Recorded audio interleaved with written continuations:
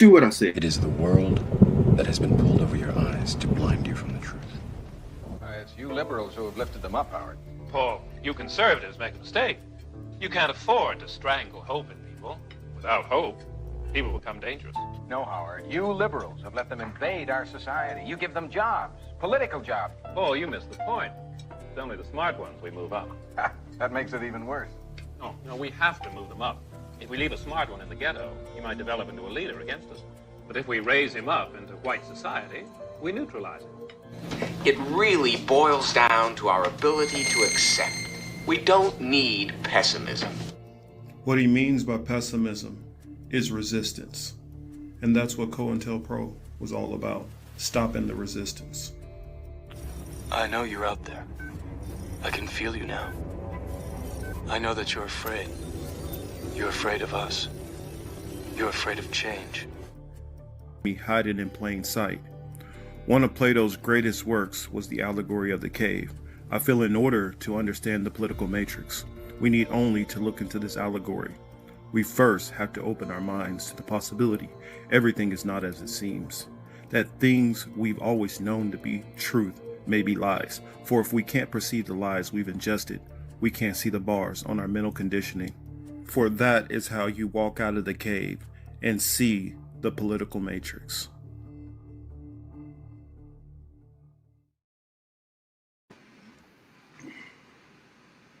I don't know what the hell that was. I don't know. It's We're back. Crazy stuff, but we are back. So glad to be here with y'all. I am so excited for the things that we have coming for you guys in the future, which we will delve into a little bit later. But first, before we do anything else, I want to bring in my lovely co-host, Miss Teal. How are we doing? We're good. How are y'all guys? Hey, everybody. It's y'all. And let them know a little bit about how your week has been going. My week has been okay. I had a great week at work. My boss recognized me for some cool shit, so I might be able to show my face on camera soon. And I had a teacher tell some students that we were feeding them poison in the cafeteria because she's a dickhead. So just know your school cafeteria and the director, we're not feeding your kids fucking poison. Please and thank you. Don't tell your children that. That's wild. Wild as fuck, bro. People are weird. People are such idiots. It's always them haters out there. Fucking haters, bro. You're not living if you're not really doing your job if you're not a hater, in my opinion. Apparently. So Yeah. I get it. What about your week? How's your week been going? My week's been going okay. I've had all kind of fires at work, and things are finally starting to get settled down. Well, right before they get crazy again, because we're about to have inventory, and I'm about to be working crazy long hours. And so, I let you guys all know that to apologize for if you guys feel that I'm ever slacking on some stories or didn't get to some stuff or didn't get as much information out, but going to work hard to make sure we get that more information out and everything, and try to stay on top of things as much as possible. I want to throw a shout out to some people out in the chat. I see Miguel is here.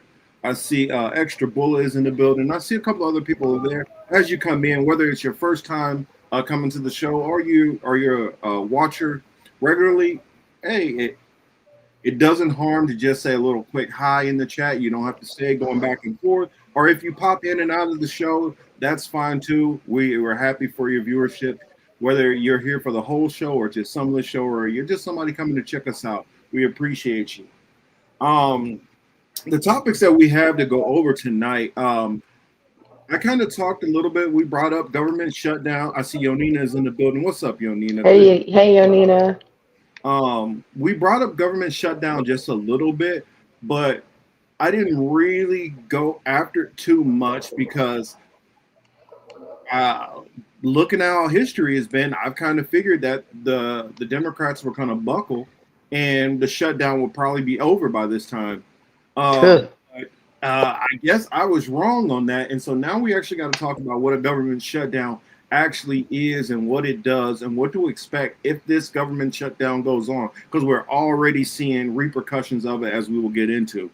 I was already talking with Teal this week, and she was already telling me about some of the stuff, some people that she's been dealing with what they've been seeing. Yeah, I've got active duty friends not getting paid. I've got active duty family members not getting paid, going to food banks, having to get loans. Like it's really wild. I didn't think that this was going to be the type of vibe that we'd have in reference to this. Yeah. I had one story that I put, and I don't know if you guys even saw the thumbnail because had a bunch of stuff going on and I put it up a little bit late. I wanted to make sure I at least got the show going, and I figured I can always put the thumbnail up later, so you guys might not have seen the thumbnail. But I put in the government shutdown, digital ID. We're gonna have to talk about it. I heard people. I'll just leave it for that. We will talk about it. There's been another situation update as far as the Palisades fire, and we are going to talk a little bit about that. And then this story I forgot about until the last minute. I was like, yo, I need to talk about that because I don't know how many people saw it. I don't really follow Nick Fuentes like that. But when I saw this, like I said, I don't have to like a person for the information that they spit and be true or me to feel it's hard-hitting and pressed. And if you guys have not seen how he called out Matt Walsh, stay buckled up for that. We're going to talk about it. But before we get to any of that, we got a couple of stories that we just need to put out there and run through. I'm sure that I'm going to want to talk about this more.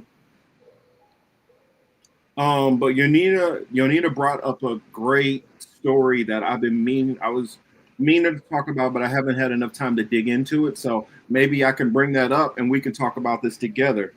The Trump administration gave a Qatari base, set up a Qatari base in Idaho.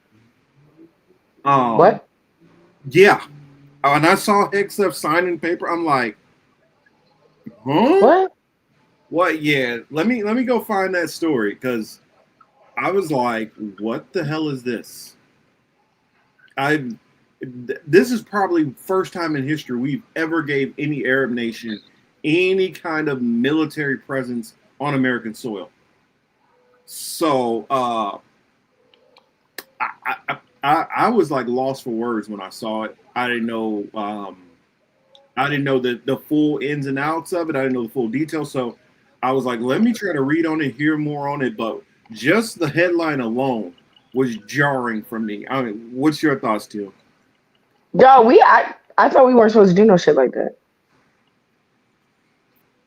I just, maybe I'm wrong.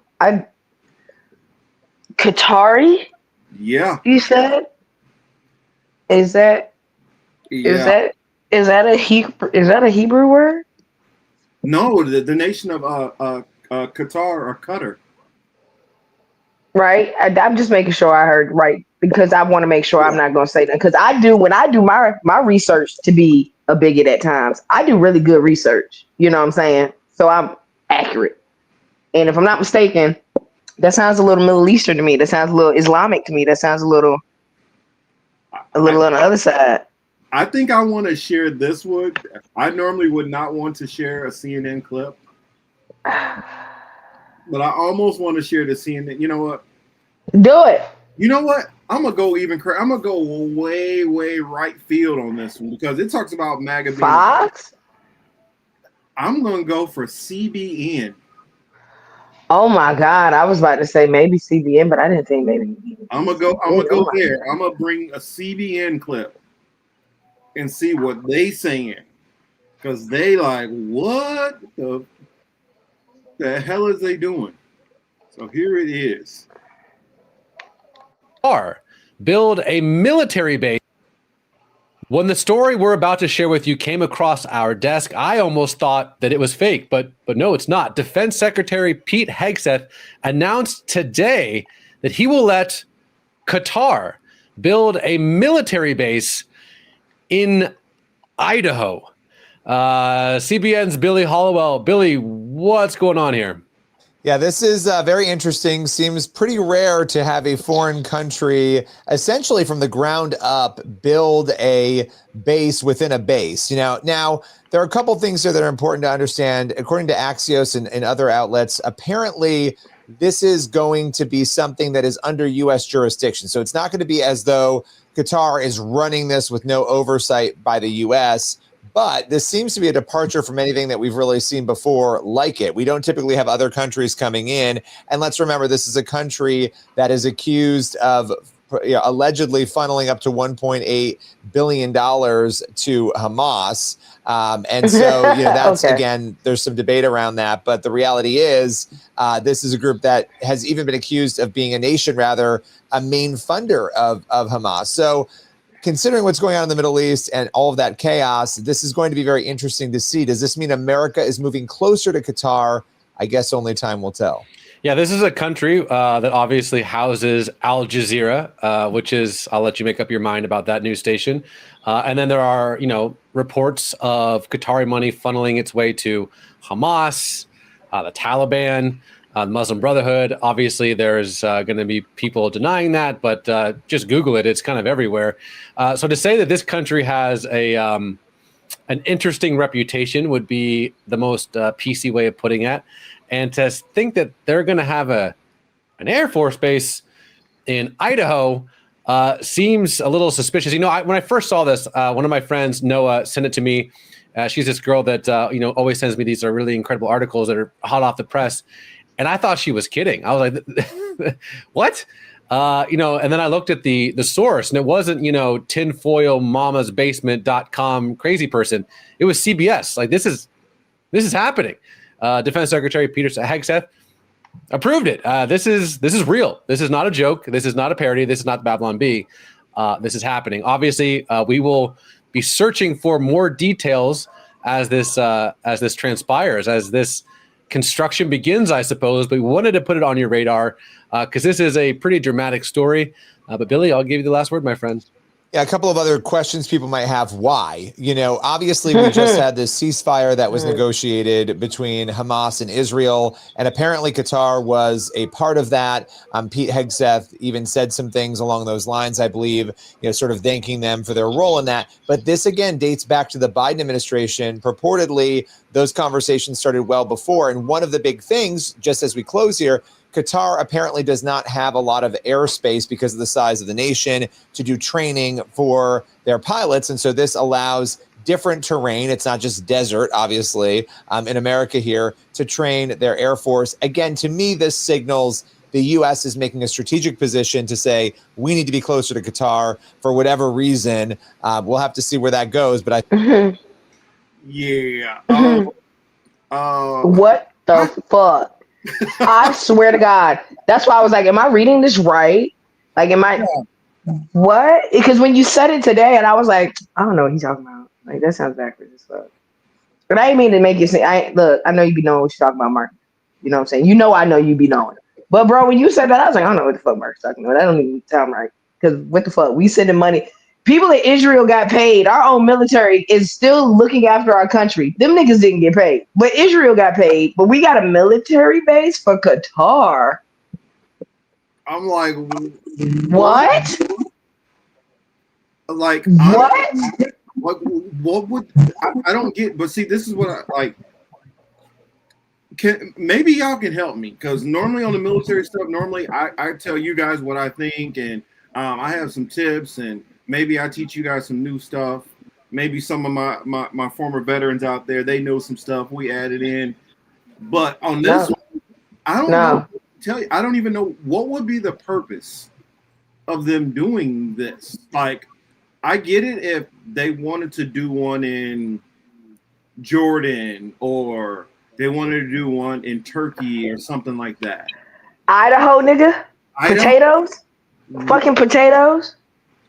And it said so they can probably have more airspace to fly on. Wait a minute. You do know, like, when they do these training missions, they don't just be flying, like, our Air Force, when they do training missions, they don't just fly in, like, if it's a base, air base in Idaho, they're just not flying around Idaho, right? y'all know that they normally are flying all the way to another air base, more than likely hours away. Well, hours away for like hours away drive, but I'm talking about maybe a 30-minute flight, hour flight. So they're not just going to be flying in Idaho. I don't see how they're only flying in Idaho. That doesn't make any sense. And what are they training for? Potatoes. Potatoes. My thing is just the fact that they're on American soil anyway. What are they training? Who are they training against? The only thing that makes any sense to me, but it's kind of redundant. Mountainous regions to fly over and get used to. Only thing that makes any sense to is if the Qataris were going to help the U.S. and Israel attack Iran. Potatoes. I'm sorry. I'm still on potatoes. You're still stuck on the potato part. I'm still. What the fuck? But I'm like, okay, you do have mountainous regions not that far from there. But what do Qatar's Air Force need to train for? I mean, why they gotta come here? All we got is potatoes. And I mean, granted, when he was talking about, yes, they funded Hamas, they funded Muslim Brotherhood, Taliban, all those things are true. Now, granted, he left out the asterisk that Israel is sending the money to Qatar to fund Hamas and Muslim Brotherhood. You know they're not going to tell that part, Mark. Come on. Yeah, but that part don't make no sense to me. I don't understand it. So if anybody else hops in the chat and you guys can explain what is the purpose of this? What is the U.S. getting out of this? What is Qatar getting out of this? What is their purpose? What is their plan? I get it gives them a new area to train in because they don't have a lot of airspace to fly in, and maybe some of the other countries over there might not want them flying over their airspace because a lot of those Arab nations don't trust each other. I get that part. But no, potatoes. We don't even want bases in motherfucking goddamn Idaho. We're gonna give y'all Idaho. One, we got Air Force Base there, as far as I know. Nobody else wants to go there. I mean, I know my uncle was stationed there years back when I was probably like 2. Did he enjoy himself? No. I don't you know why you don't know? I bet he told you about other places. Yeah. They don't really talk about Idaho much. Exactly, because Idaho fucking sucks. There's like a picture of me like 2 years old sitting on my grandma's lap. That's all I know about Idaho. Because Idaho fucking sucks. So yeah. There's no reason. Yeah, I don't understand that. My next little news rundown. This kind of in more Stark news. And if anybody finds out any more information on that, please send that to us, weigh in if you can actually shed some light on that very confusing story I started off with. This next one is it's a tragic situation. Let me share my screen. But man, it's kind of messed up news that I heard. Blast at Tennessee explosives plant leaves 18 missing, feared dead, sheriff says. Jesus. And what I've heard is this story that I have here is old story. Old as far as I think this is probably from maybe 18 hours ago. Whereas this is things have advanced a little bit since then. Let's see. Let's mute that shit. We ain't advertising.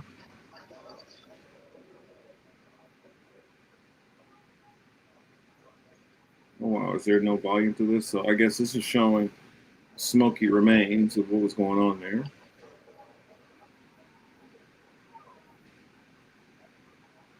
I know that as of now, the sheriff there said that there are no survivors. Damn. So it's I heard from his words, he was saying like, this isn't like a natural disaster or something trying to pull people out.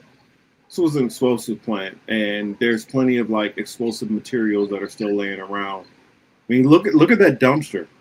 That's metal that you see that is Gee whiz, bro. That's apparently crazy. from the side. And as you can see, like it don't even look like it was a building there. No, that thing level. Gee whiz. So, Yeah. what did you learn here, guys? Don't play with niggas that got explosives. So what it says here is a blast leveled an explosives plant Friday in rural Tennessee, leaving behind a mass of twisted metal, burned out shells of cars, and at least 18 people missing, feared dead, authorities said, which now we can confirm from the sheriff that they're all dead. There's nothing to describe. It's gone. Humphreys County Sheriff Chris Davis said of the blast at the site. An accurate I'm sorry, I had to pause when I read the name of the plant. It's called Accurate It's Energetic. called what? Accurate Energetic Systems. What? The irony in a explosive plant blowing up that's called Accurate. Obviously, somebody was not accurate in there. Let's see. Accurate Energetic Systems, which supplies and researches explosives for the military. He said it was one of the worst scenes he's ever seen, and especially gut-wrenching because he knows 3 families connected to the tragedy. Davis said multiple people were killed, but he declined to say how many. Of course, was Friday night, and they know more now. Says referring to 18 missing souls because officials were still speaking to the family. Officials had originally said 19 people were missing, but Humphreys County Emergency Management Agency updated that number Friday night after they said one person believed to be on site was found safe at home. So, very, very tragic news. Horrific scene. Oh, Nina, that's mean. She said, or maybe they were too accurate. Damn. Yeah, but that's messed up. Yes, Miguel, the annoying ads. So, I'm gonna throw out 2 more stories that I noticed, and then we can hop right into the stuff. That's right. I heard another shooting just happened. I guess we'll talk a little bit more about that. We're working on the show. I'll finish that. I'll get into that information after I finish these couple of shows. But it says, as of October 2025, Paul Biya, the president of Cameroon, is seeking an 8th term in office. Biya, age 92, is also the world's oldest sitting head of state. Biya has ruled Cameroon since taking office in 1982. Constitutional changes in 2008 has eliminated presidential term limits, allowing him to run indefinitely. Previous elections, Biya has never lost an election since becoming president. His 2018 win was secured with 71.28% of the vote. Though opposition parties claim widespread irregularities, 2025 race for the October 12th, 2025 election, the candidacy of his strong opponent, Maurice Kamto, was blocked by the court, which is widely seen as a way to clear the path for Biya's victory.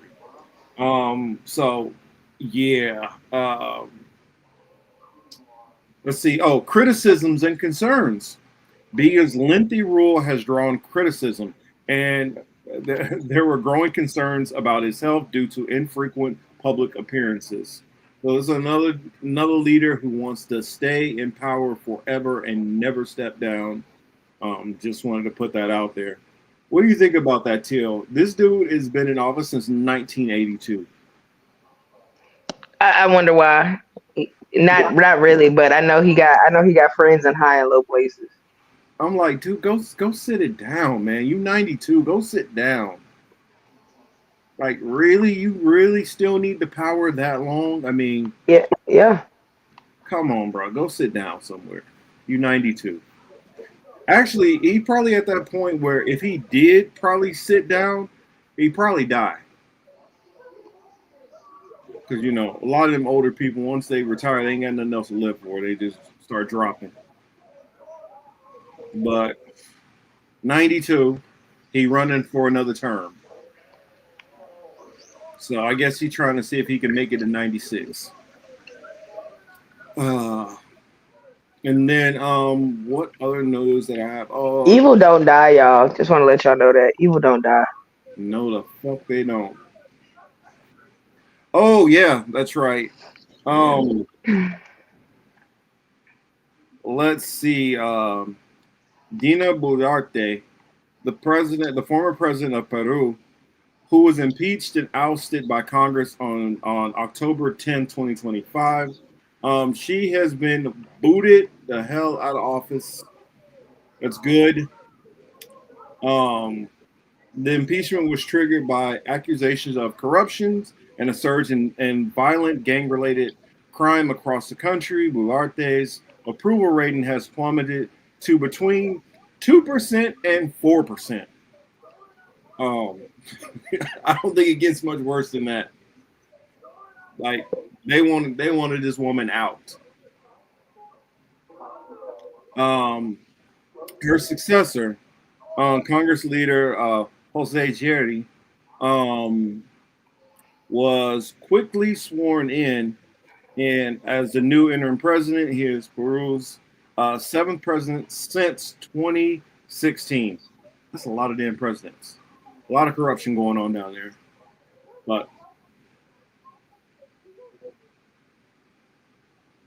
her story's funny. With her corruption is just so naked, so that's why it's hilarious. Boom, boom, boom, boom, boom. But yeah, I think that's the main. Oh yeah, I forgot. In celebrity news, what was her name? Was it Diane? Diane Keaton died today. Diane Keaton, yes. God damn it. Yeah. R.I.P. to a white bitch I kind of like. Yeah. Just for that. I like Diane Keaton.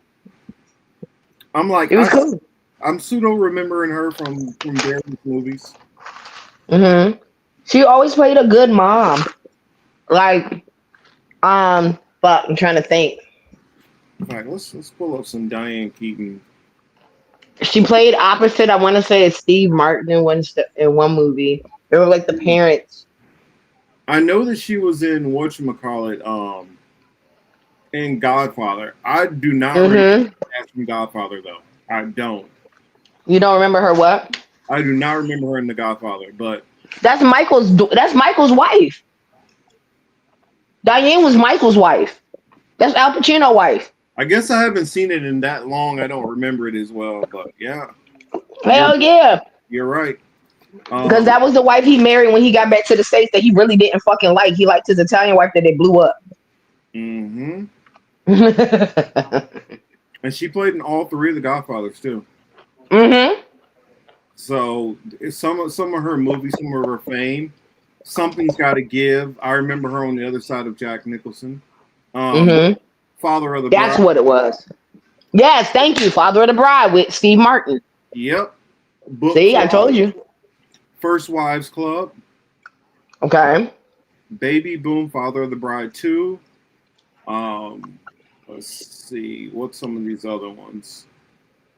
The Family Stone. Ooh.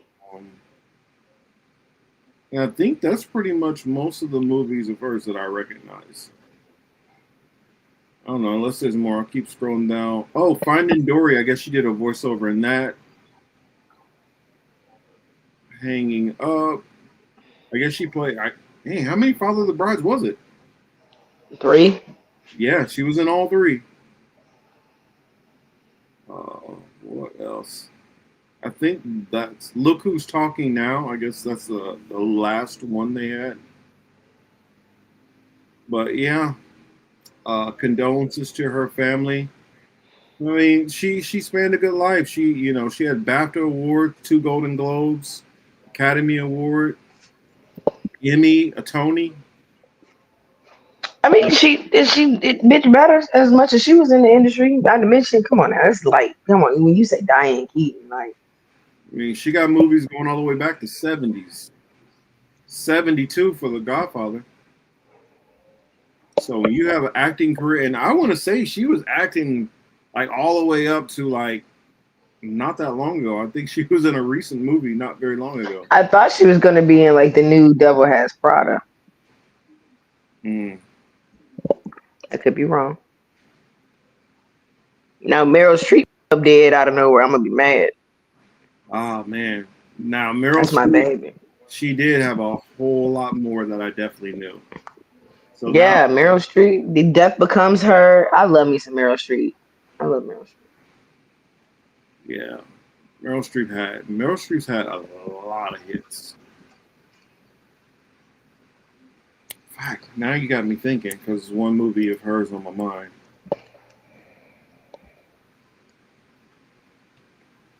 She was in Don't Look Up. Oh, wow. Oh, that's right. That's right. Yep. She was a president. She's the president. Exactly. I was about to say she's the president. Oh wow. The Post. What? Yeah, she's had her share. Manchurian Candidate, Stuck on You. Oh yeah. Good Lord. Her catalog is extensive. I don't know, but I guess I say we always got to prepare ourselves because there's more, there's more of these celebrities that we've grown up to that they're getting up there in age. And I mean, we think about that we're getting older. We don't think about the fact that some of them are getting older too.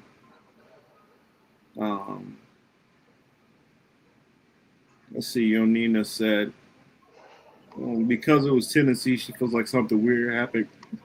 Could just be people not following safety protocols. As simple as that. Wasn't she in 9 to 5? Oh, I don't think she was in 9 to 5. I don't know. But let's see. Oh yeah, let me go ahead and hop on to one of our main stories. I remember I was telling people about this, and I said, in the situation of these fires, sometimes the explanation is a little bit more simple than we give credit for. Now, I'm not saying the motives are not different than what people are saying. The motives can be exactly the same. I just said that the delivery or the agency of how it was done, like how many people were thinking that it was possibly, direct energy weapons, maybe over in Lahaina or something like that, where it's a little bit wet and that it might take a little something extra, maybe. California, it's so easy to start a fire. It's no need to go to that level. So when we bring oh boy up on the screen, they have a suspect in the Palisades fire. Did you hear about that one? No, is it a homeless person? Nope, not at all. Exactly what I figured it would be. Exactly what I figured. Let me show you this little jackass. It's a little kid, man. Let me show you him. I hope not, bro. It's gonna piss me off.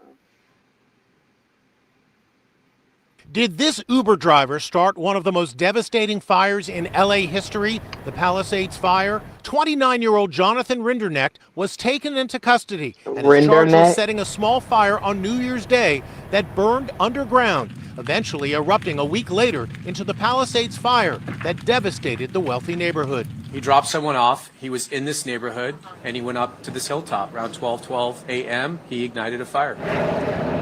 During the investigation, 2 of his passengers described his mood the night the fire was ignited. He appeared agitated and angry that night. The arrest comes after a 9-month investigation. He was the only person in this location at the time this fire ignited. We have no other indication that any other person was there.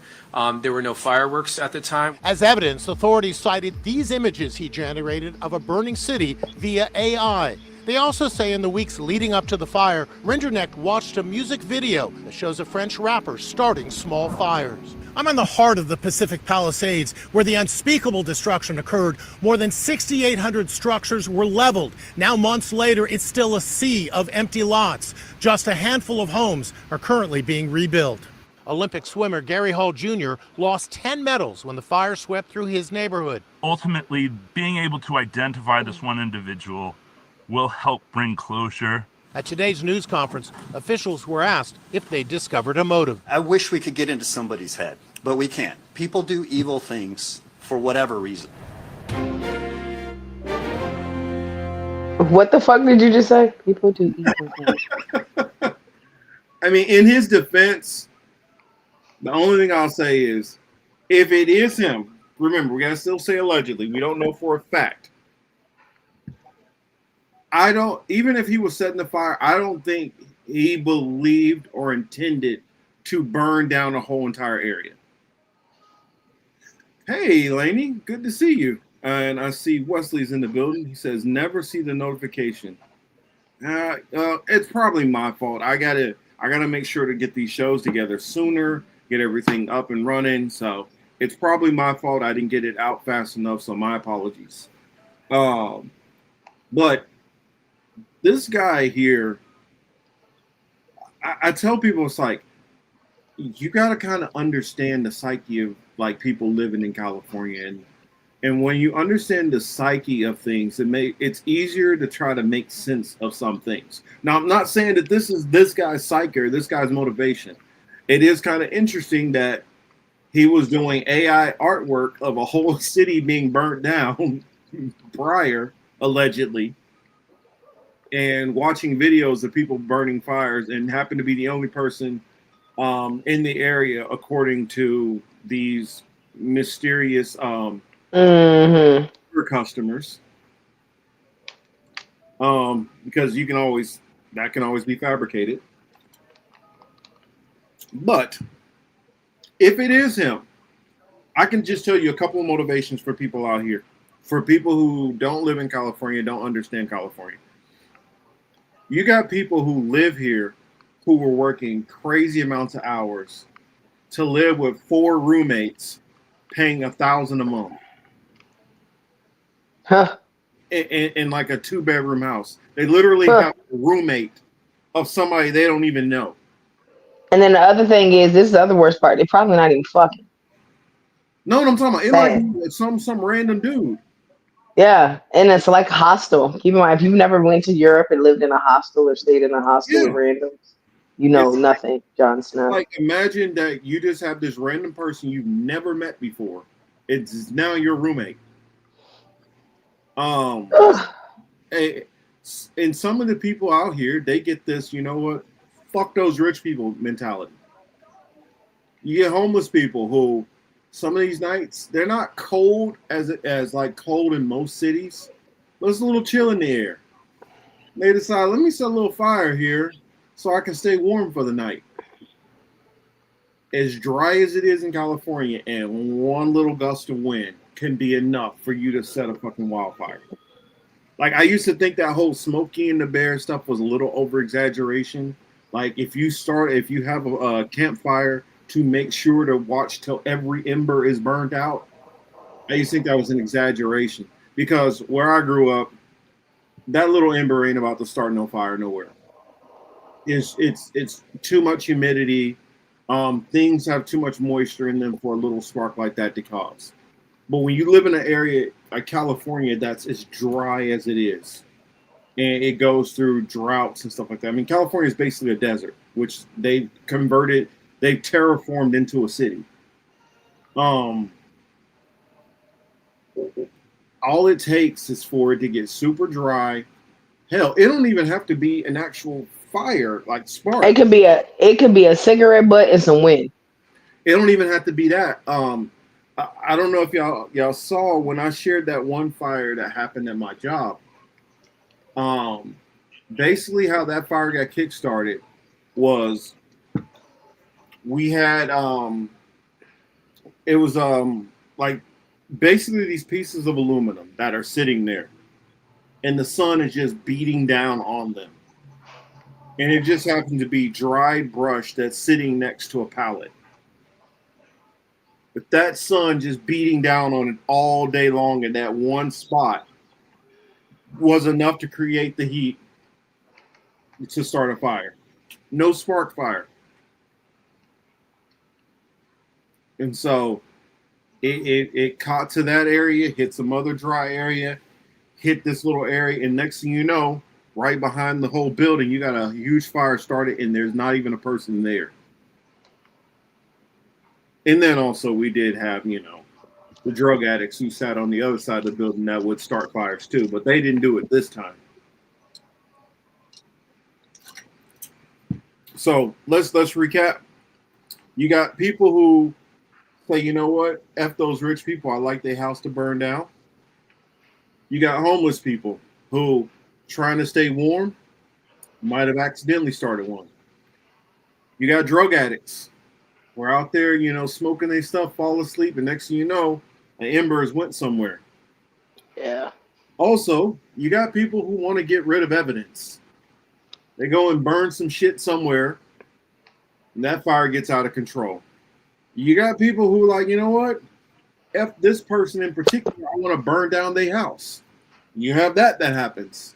You also have insurance, where somebody might be trying to do some insurance claim type stuff, or somebody might be trying to get people out of an area and decide, let's torch these areas and we can buy this property, raise the prices on it because of their location. I had a lady that I work with who lost 2 homes in it. For those who don't know, when they talk about that it's a wealthy area, for some of the people who live there and had houses there, it wasn't necessarily a wealthy area for everybody who lives there. And what I mean by that is some people moved into that area when it was just kind of middle class. And then what happened is over time, the appreciation and value of those houses made them into wealthy houses. So the lady that I work with, for instance, her husband, his family had a house in that area for God knows how long. After living in that house for all those years, all the equity that they built up, they bought another house to move into and still had the old house. So that's why she had 2 houses in this very expensive prime real estate. Well, she had both the houses before it was rated to the level it was. So it's kind of one of those things. Like I know somebody who they bought their house in Long Beach in the 90s. And they paid probably about like $160,000 for that house. Their property right now is rated at almost $1 million now. Gee whiz. So it's very easy for you to buy a house that was $150,000, $200,000, $250,000 house back in the early 90s, and now that house is sitting on 1.5, $2 million. That happens out here because of how fast equity accrues. And it's like, if you were able to buy a house before those 2000s, you good. It's the people who trying to buy now, anything after like 2005 out here, that value has already went sky high. So it makes a lot of those people who didn't get in before a certain time period or didn't buy right after the crash, when values were low, now it's jumped back to the roof. So everybody else got to wait until something catastrophic happens to be able to get into a house. So sorry, I know I went on a long-winded tangent, but your thoughts? I just a little fucker did this shit. Yep. Who paid him? Who paid him? That's always possible. That's always a good question to ask. Who paid this little fucker? I don't believe it.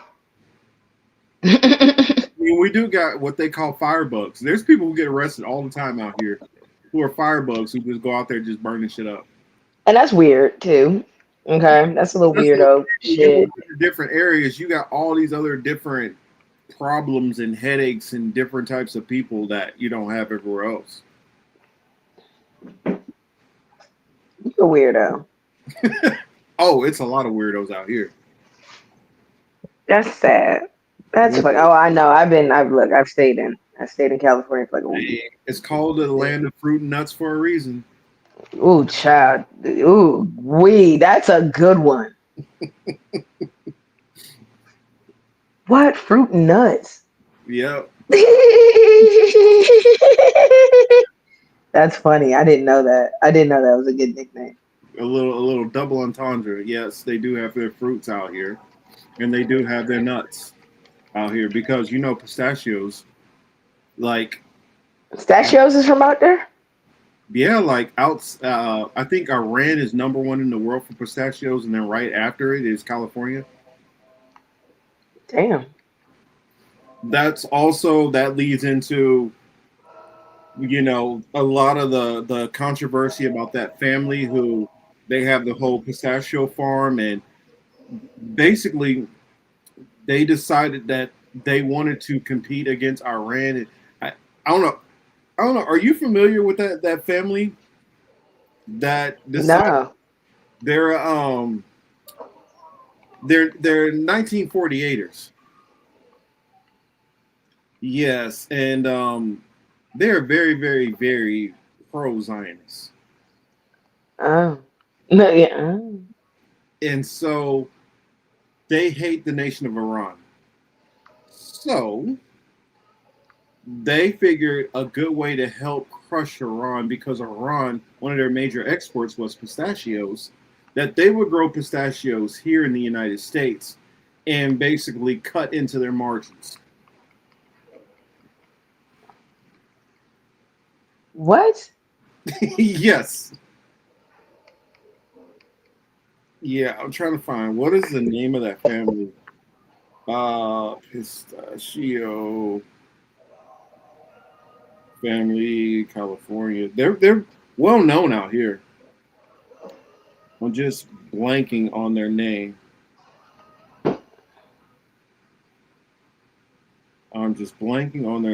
If anybody knows it and remember in the chat, definitely let me know. I can't remember their name for shit. Well, it would help if I spelled it right.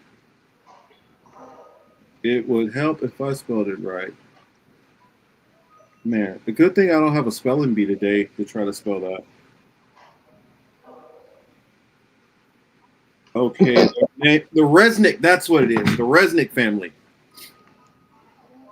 Yes, the Resnick family. Here, let me put them on the screen for you.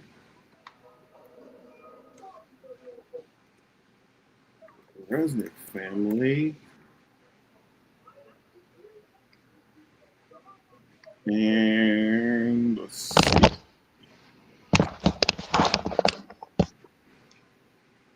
Because they got a lot of attention on them during these fires. The Resnick family, through their company, the Wonderful Company, holds significant water rights, most notably controlling a major stake in the Kern Water Bank. They use these rights to supply water to their agricultural operations and other users. But they do not own the water itself. As California law states, individuals cannot own water, but can own the rights to its use. Recently, the family faced public scrutiny over accusations of water hoarding during the January 2025 California wildfires, which was debunked as misinformation since the Kern water bank was not requested by the Los Angeles Fire Department, as detailed on Wikipedia. So, the problem that we had out here is they were doing maintenance. They were doing, yes, thank you. She said the redneck, the resident. Yes, but basically they were doing maintenance on a lot of the wells out here. And since a lot of those wells were down, that's why they were short as far as water. And some people can say, well, why were you doing maintenance at that time? Well, there's fires all the time. When could they ever know that a fire is going to start up? So in their defense, I would use that. Some people could say that's convenient. I'll leave that for you all to decide. But I'm just giving both sides of the argument. They have to do their maintenance, so they have to shut a certain amount of them down. So therefore, leaving them short for water. They could say, hey, the Santa Ana winds are coming, and you guys know what Santa Ana winds always make fires worse. And if you have fear that there's a possibility a fire might happen, you probably should, do that, push that maintenance for another time period. Also, there's other things that you can bring up and concerns too, as to, okay, well, what about the electric company that made the other half of the fire as just as bad? I can't remember what they're called, but there's proof that the electric company, something happened with their towers, and that's what people point to as a direct energy weapon. They said there was a massive short that happened that exploded a transformer, which that caused sparks. So even at the time, the news out here is that there were multiple sources to this fire and it getting worse. So I'll leave that there. Also, you do have, when these fires kick off, some people do go out there to start fires in other areas to kick it up even worse. To add it up. Yeah. Because people are fucking idiots. And some of it is, some people might be paid to do this. Some people are like, you know what? Just fuck those rich people. And then some of them are like, hey, good chance to burn some shit. Well, and then you got the people who pop fireworks for, if you don't, yes, PG&E. Thank you, Yonina. Thank you. For those who do not know, they pop fireworks like crazy out here. And knowing how dry it is and how dangerous it is, you would think that people would be smarter, but no. Thinking smart in California does not get you very far.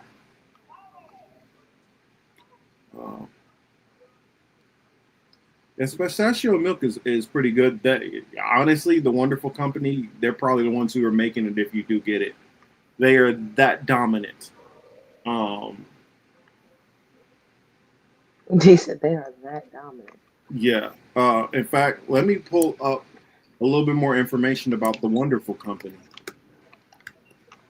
Like, I noticed the pistachios that I had. I was like, yeah, they're made by them also.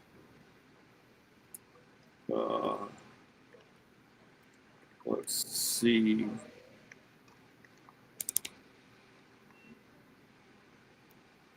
So this is a $6 billion.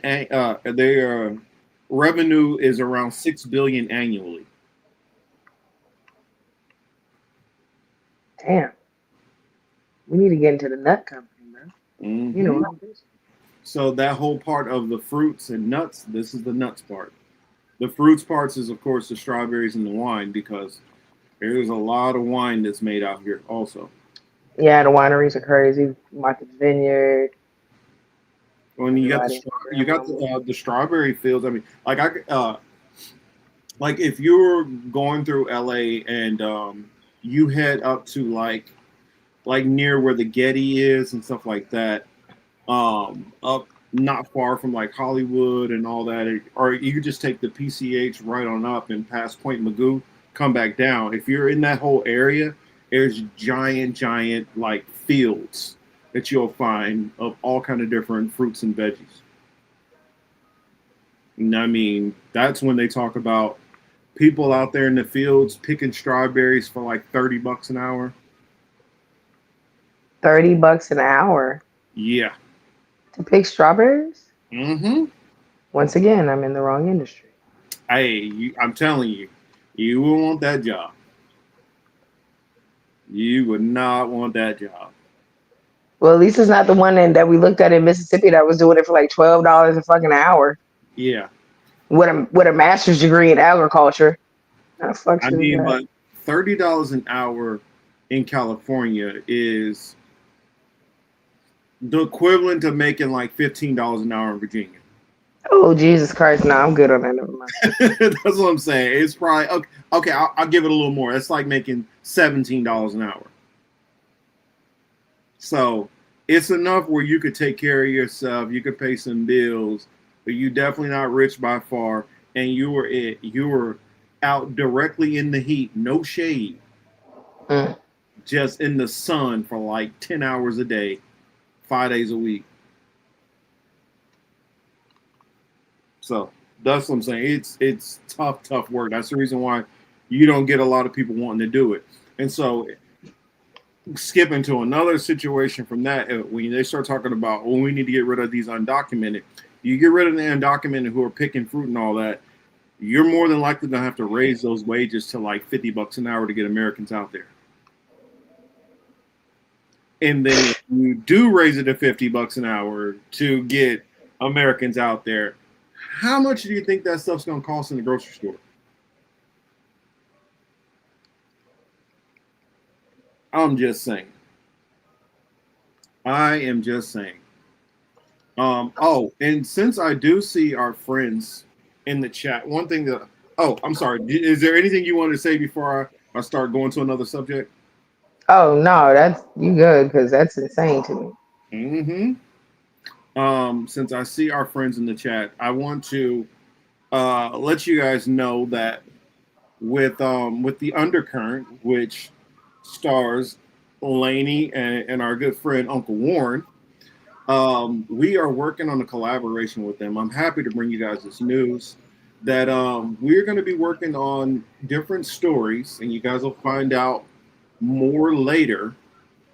But and we will go back and forth from our channel to their channel, a panel of the four of us discussing these different stories. And so I am kicking it off. I still need to coordinate with everybody to figure out when's the best date, but hopefully it'll be sometime upcoming this week. So that way we can get it kicked off for the Undercurrent, for their portion of it, for us to start researching that. Oh, excuse me. Bless you. Sorry. Thank you. But the first show, I do have the title I can give you all. Drum roll, please. Yes. The title I've called it is A Dire Trip Through Dangerous Minds. And so that is going to be going through the psyche and connections between serial killers, mass killers, school shooters, and the likes. So going to investigate some of the psyche, some of the thinking, some of the correlations and different things, and just try to understand what leads people to these senseless acts of violence, and try to make sense of the senseless. And for those who are not familiar with the channel, I kind of intentionally picked the name A Dire Trip Through Dangerous Minds because it is a shout out to a channel, Dire Trip, which has opened my eyes to a lot of these different things. They do really great work going into a lot of these mass killers and just crazy crime stories in general. And it's kind of become something that I've been really interested in kind of trying to understand. But you said maybe Franco would like to be in on that convo. Well, if you are in communication with Franco, I guess you can reach out to him. I would be fine with having Franco in on that. I think it would be a good conversation. But I don't know. I haven't talked to Franco in quite some time, and he has me blocked on everything, so I can't even talk to him if I wanted to. But I don't know. Maybe Uncle Warren. I think he does talk to Franco, and if Franco's interested, I'm fine with it. So just Who put the that. fuck is? If Who the Frank, hell is Franco? oh, you don't know about Frank analysis? No, I don't know about Frank analysis. Why he got you blocked on shit? Yeah, I thought I Oh, was the only person that get banned off stuff. I was doing a deep dive into different conversations that with the faith of the Illuminati and things like that, and Oh hell, you done busted his bubble. He don't want to be friends no more. I saw a correlation between certain faiths that he was going into that he believed in, or I don't know if he still believes or not. Um, I just saw a correlation. I wasn't trying to make a swipe at him or diss at him, but he took it as me going against him or trying to basically attack him. Um, and that's the thing. I'd already had my show set up to do long before I even knew what his beliefs were. Mm. And You hurt his feelings. it came out when we had like a little bit of a debate. Some of those feelings, some of those ideas that he had, and it gave me more of an insight of people who were tied to more things, and I talked about it, and it turned into him feeling that I was intentionally attacking him and I guess trying to embarrass him or whatever. I don't feel a certain. I don't really care, so that's the reason why I'm like perfectly fine with telling you guys everything that went on. He may have a different story. I don't know. The episodes are still up. So if you ever wanted to go back and see, on Hebrew apologetics when I debated Franco, and then on my show when it was the beliefs of the Illuminati, you can check there. But yeah, I don't have any bad blood towards Franco. I don't know how. In fact, I even tried to bury the hatchet with him. Like I tried reaching out to him to no avail, no answer. And even when I was in DC, I wanted to try to meet up with him, maybe have a drink and talk off camera. But he, I guess, was not interested in that. So, but if anybody else wants to try to bury the hatchet, I would love to talk to Franco. I think he's a very, very intelligent, very smart young man. And I think that he has some great perspectives to add to conversations. It's just a shame that, I don't know, that things kind of went awry and went off the wrong foot. But just let anybody knows who talks to him, I don't feel any kind of negative way towards him, and I do wish him the best. But that's that. Yeah, I guess you didn't know, Teal. I do. No, I didn't know. You be making people mad. I've ticked off some people here and there. I see. Yeah. But yeah, that's it. No, yeah, you don't have to feel bad. It's all good. I mean, I'm at the point in my life now where I'm not trying to hide it. Oh well, you know how people feel like, well, I'm not going to talk about this, and I don't give a shit. I don't. I'm going to talk about it. I don't feel it's that big of a deal. And I hope that we could all just be mature enough to move past things. And can't we all just get along? Yeah, we don't have disagreements on stuff. That's just life. But after that, like a whole bunch of people who were cool with Franco did not talk to me anymore after that. Oh, that's usually, you know how mass people go. People don't know how to live their own lives. People always got to follow somebody's leader. Yeah. I mean, I wish it was different, but Nina asks, will you be connecting how most serial killers have military or government parents? Well, yeah, but sometimes they don't. Sometimes they just got sick moms that are weirdos. A lot of times it's I wouldn't say the correlation has to do with military or governmental parents. From what I see more than anything, and I don't want to go into too much before talking about it. It typically has to do with different forms of trauma that are going on more than some form of like a MK Ultra thing going on. Now, I'm not going to say that was not the case for some people on this that we will talk about. But when it is that, it is that. When it's something else, it's something else. And I like to try to be as precise as I can with the information that I have, and not try to tie everything to some governmental, conspiracy. Because when you do that, I feel you start to cheapen, your word on even talking about conspiracies if everything gets thrown into that box. Now, does it mean you can't be skeptical of everything? I'm not saying that either. I feel like you should definitely be skeptical of everything. But before you jump to it being a conspiracy, just try to lay out for you whatever your litmus test is for what you feel constitutes, okay, this. All right, it makes me think this is what happened. And whatever it is for you, different people have different levels. Some people might find that smoking gun. Some people might say, you know what, you gave me 100 things, but I'm still not there. So that's kind of where I go with that. I don't know. Till, say something, because I feel like I'm talking to you. I don't. No, I feel the same way, because I don't put that correlation to serial killers too tough. Definitely the trauma of shit for sure, but not so much like military parents or even their military background, because a lot of serial killers have military backgrounds. Mm-hmm. So you got to keep that in mind, But like, for instance, Jeffrey Dahmer's mom was a weirdo, fucked him up mentally. Ed Gein, just finished watching his shit, same thing. Mom was a weirdo. Now, if you want to correlate something to extremists in religion, now that is something you definitely can connect it to, as far as serial killers and things of that nature. Yo, Till, I got an idea.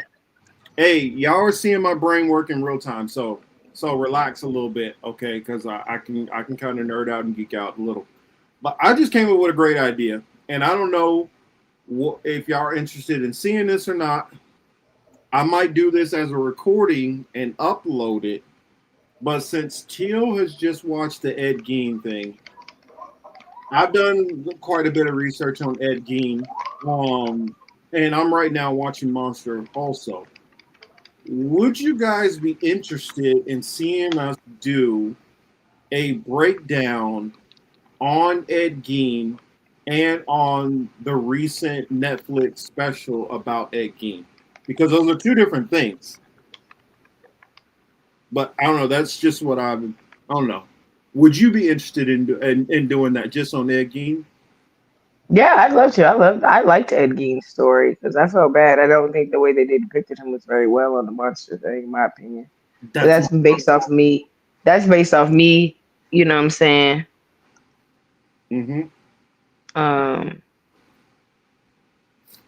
That's just me. I pay attention to a lot of things. I like accurate shit, y'all. That's just my thing. I like accurate shit. If it ain't gonna be accurate, then don't do it, in my vibe. So hurry up and finish Ed Gein. But yeah, I wouldn't mind a good little breakdown. Yeah, I'm thinking that's something that we should kind of coordinate and do. I'm gonna get you up about that, because I think I definitely want to do that. And we won't do like a whole like 3 hours or whatever, but I mean at least probably a good solid hour should be enough for us to be able to knock it out. And so yeah. I'm cool with it, because I didn't like the Menendez brothers one that they did. That one was kind of weak sauce. I can do a lot of complaining and critiquing on Ryan Murphy, just in general, but I think that's where the problem starts and ends. You don't like Ryan Murphy? I'm not gonna say I don't like Ryan Murphy. I like Ryan Murphy when he's kind of doing his artistic spin on things. I don't like when Ryan Murphy is taking a historical fact and trying to tell the story. Like, there's stuff about Dahmer I did not like what he did with Dahmer, even though it was very popular to a lot of people. He made Dahmer, even Dahmer, which was still good compared to the last two monsters, being the Ed Gein and being The Menendez brothers. Menendez brothers suck. it makes me even worried to see what he's going to do with Lizzie Borden, because that's what's coming next. Ah, no. Yeah, he's I doing. love that bitch. Yeah. So what it is the stuff which I've read and researched about Jeffrey Dahmer is horrific and terrifying. And I did not feel horrific or terrified watching it. I literally hit the Dahmer dance in my car before I got back home to get on this show today. I was literally in my car hitting the Dahmer dance off that fucking show. When he's sitting in the chair and he gets the bopping, that's my shit. That's my dance. I be hitting that shit. I feel he romanticizes these people. He does. Don't everybody? Yeah, but they need to be people that you detest and you have contempt for and fear for. And that's not how they portray them in this. That's at least that's how I would do it. I mean, if you realize how predatory and how sick he was, like for instance, if anybody ever watched National Geographics and you watch the scene when a lion is hopping out and is biting into a gazelle or something like that, that's horrific to watch. And that's how Dahmer was to the people he did. It's like he softened the parts which you need to be uncomfortable watching. And I'm like, in order for people to get a gravity of how much of a monster this is, they need to see this horrific stuff so that they can feel uncomfortable and they can feel a little bit nauseous. Like, don't romanticize this person. This person is horrible. This is how you get people like what's her name? Shabusiness, the lady who like brutally killed a lover and thought about Jeffrey Dahmer having a nice butt and looking cute going into court. This is how you generate that kind of mentality. I mean, look at Ted Bundy. Think about Bundy. Bundy was fine as fuck. Yeah, but and that's what I'm saying. Even the judge. But I wanted to say, even the judge said, "Well, damn, Ted, if you want a fucking murderer, you could be a dope ass lawyer." Remember, even the judge gave out like, "Come on now, that shit's crazy." Yeah, I feel like, and what I've felt they've done as far as I'll blame this all the way back to Hitchcock, with him taking parts from the Ed Gein story to create Psycho. The way he made it, he made people endearing to, he made people endearing to the Psycho, and therefore being endearing to the Psycho, they became endearing to the Psycho that it's inspired off of, Ed Gein. I guarantee over there, the books and stuff that they wrote about Jack the Ripper, people weren't like, "Ooh, Jack the Ripper sounds cool," like how Americans are, because they romanticize it and they tell the story. Yeah, Norman Bates, thanks. They tell the story from the people who are being terrorized, not the vantage point of the killer and making you feel sympathy for them. Sorry, we're going way off topic, but I don't know. This is just some of my thoughts, and I guess that's some of the breakdown that you guys would get in going into some of this stuff. Yeah, so you got a little preview. I don't know. Till give him a little taste. Give him a little taste. I think most of the people that are serial killers have a weird religious background or a weird connotation to religion, like the weirdest connection ever. I too was a group in a cult in a sense. They have a cultic mindset, in my opinion, and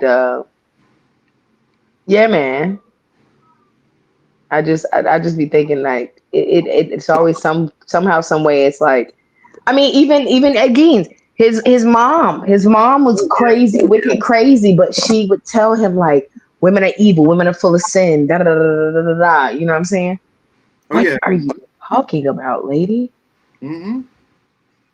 Like, But that's what they do. we'll go into it. You know what? I'm playing that out with you. I'm playing that out with you. We'll get that one done. And probably since right now it's kind of popping right now, I don't know. This might be a crazy week to try to throw a whole bunch of stuff together, but I don't know. We might even try to get that done this week too. Hey. That all depends on if you got the time. We can Sorry, try y'all, but look, I'm gonna tell y'all right now. Next Saturday, I will not be on the show. Okay, yeah, that's cool. I'm gonna be out in Rock Hill gyrating and shaking ass. I don't know, or we could end up just planning the show earlier in the day if that works. No, I'm not gonna be around at all. I'm gonna be drunk by noon. You got to travel. Yeah, I gotta travel and I gotta trail ride, and I'm gonna be drunk by noon. All right. I don't blame you. Hey, make sure you put plenty of pictures on Instagram. I definitely I will. I want to live vicariously through you. If it wants to fucking work, I'm gonna try to go live, but that bitch don't ever want to work.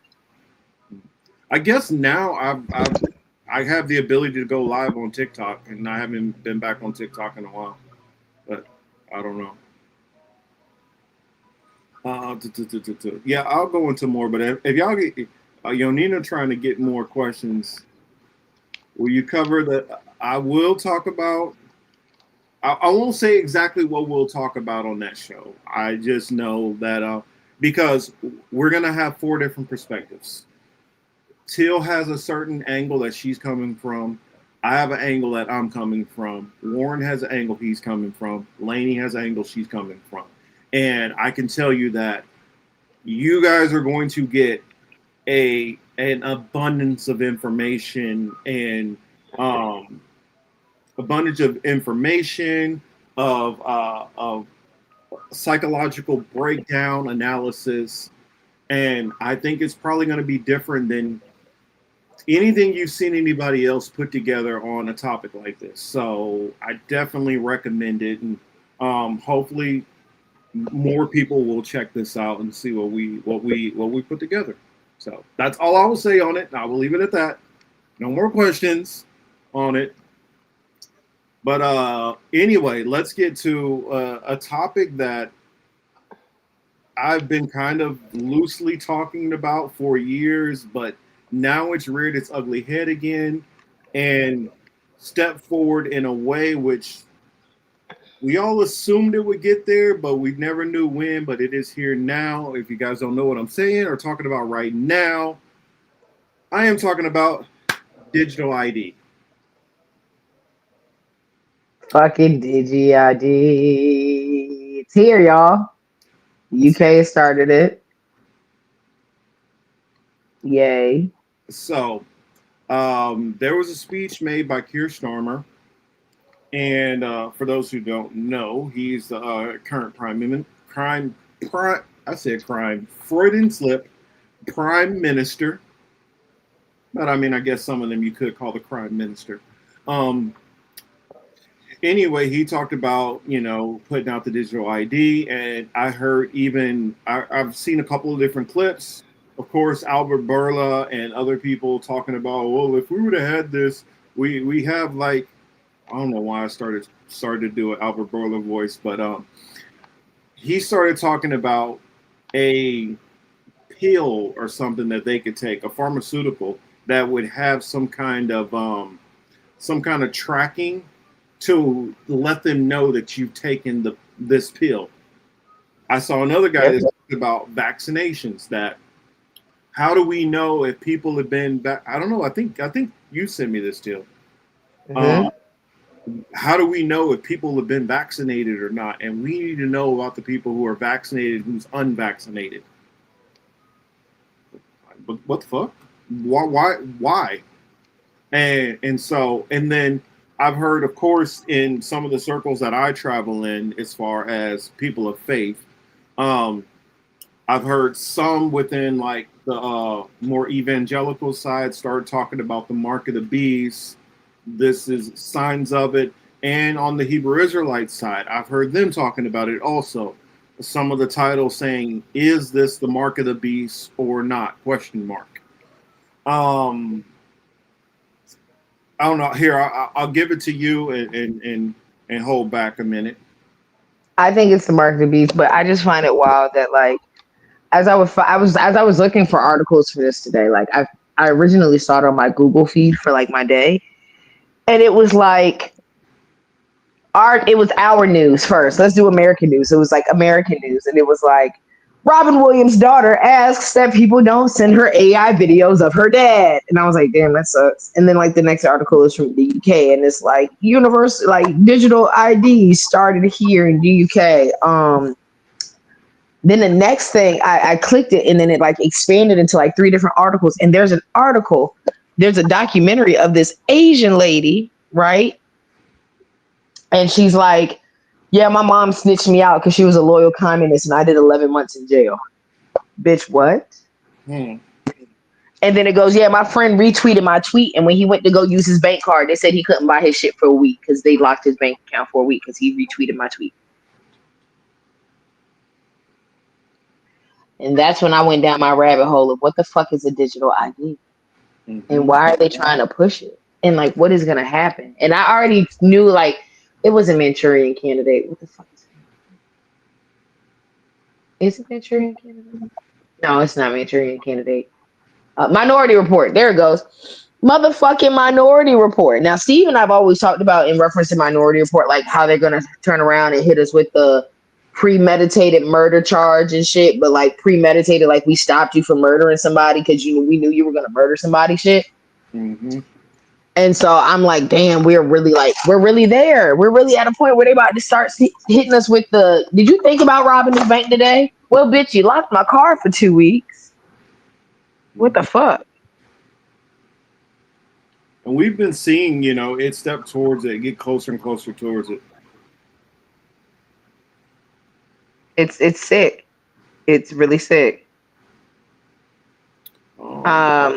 So when I came down, okay, so I'm going through the article. Damn it. You got an article? You want me to share it?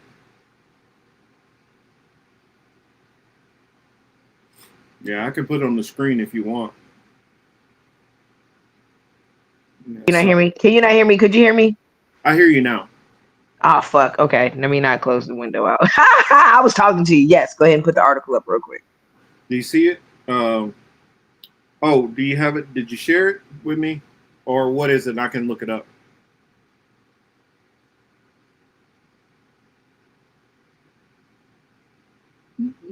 No, I have it. I have it on my Instagram. I'm trying to get it through off Instagram. It's on Instagram. Let me hop over to Instagram. And if you send it to me there, see, massage yours. Hold on. Okay. Where's my chat thing?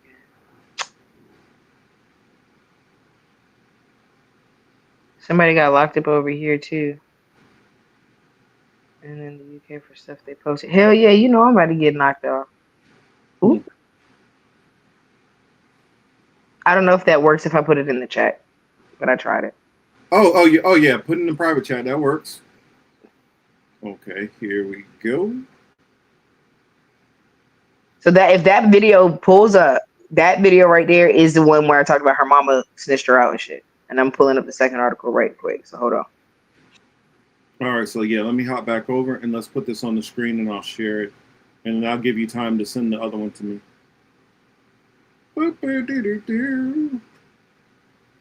So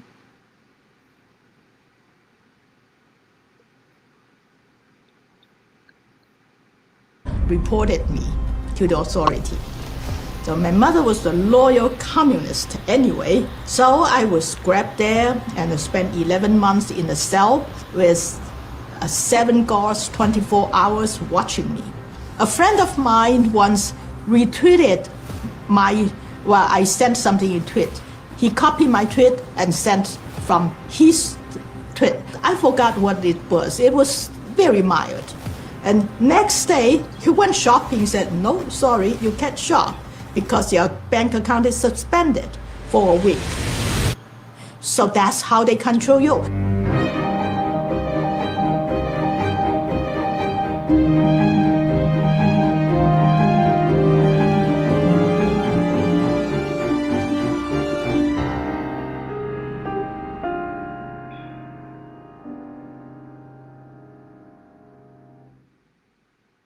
So that's how they control you.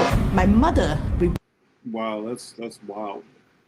See what I'm saying? Yo, mama snitching on you. Fuck your moms.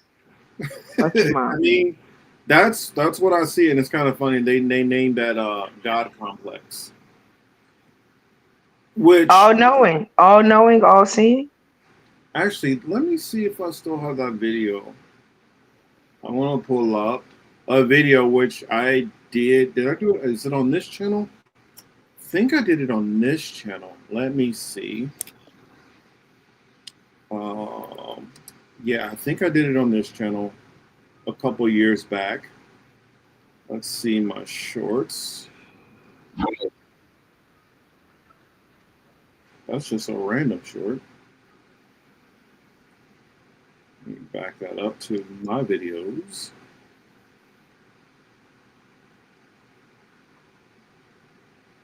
And so in my shorts, is that where it is? Yeah, I did. Here it is. So here, let me share my screen and show you this short. And I'm pretty sure you guys will all remember this. And this is what I feel it is leading up to.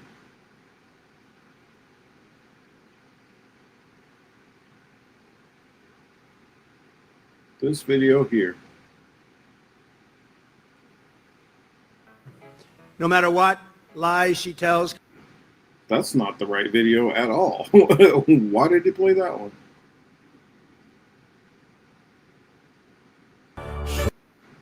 Why did it not play the right video? I've extrapolated this out. Planted in a person's body to track. Can a microscopic tag be implanted in a person's body to track his every movement? There's actual discussion about that. You will rule on that, mark my words, before your tenure is planted in a person's body to track. That's Supreme Court Justice Roberts in 2005. So that was in 2005 that Biden was drilling Justice Roberts about having to deal with ruling on microchips in people's bodies. Now, the digital ID that we're talking about right now hasn't gotten to the point of being forced into the skin. But I think we lost Teal. Hold on a second. There she is. Sorry, y'all. Going to look for articles in my Chrome yet. Crazy. You notice I wore Anyway. this shirt in particular, Save the Death Star. Because that's what we're on. And I saved the Death Star because that's what we're on. No, you didn't miss the show, Chris. We're still here. No, we're still here. You're probably halfway into the show. You know, you're on the back half of the show. We'll call it that. But what I like when people ask me if it's the mark of the beast, people who believe in the mark of the beast, because I know everybody doesn't. If you don't believe in the mark of the beast, let me explain it in a way where it hits both sides of the fence. I believe that they are working towards a form of control through microchip that eventually will get to the point where it is implemented under the skin.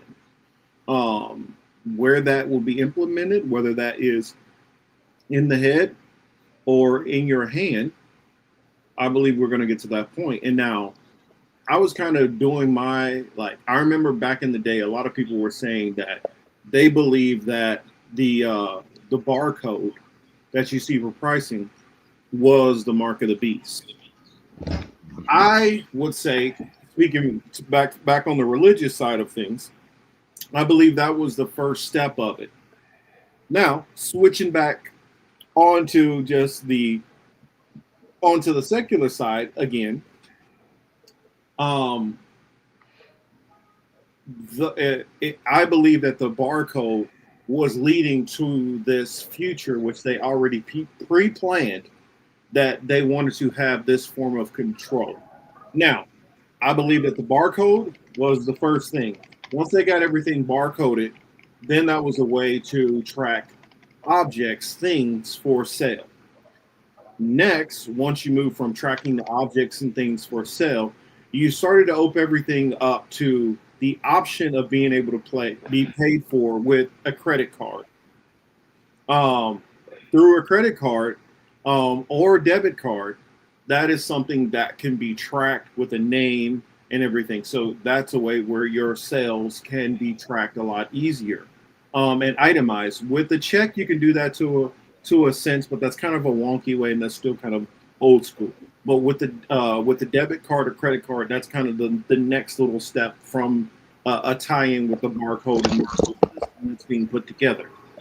The phase that you had from that is when you started to see and notice how these things, which are all being planned for human beings, are not following this straight line, that they're kind of weaving along the line. But they're all working towards a purpose that we're the end purpose in all of these things that I'm about to mention.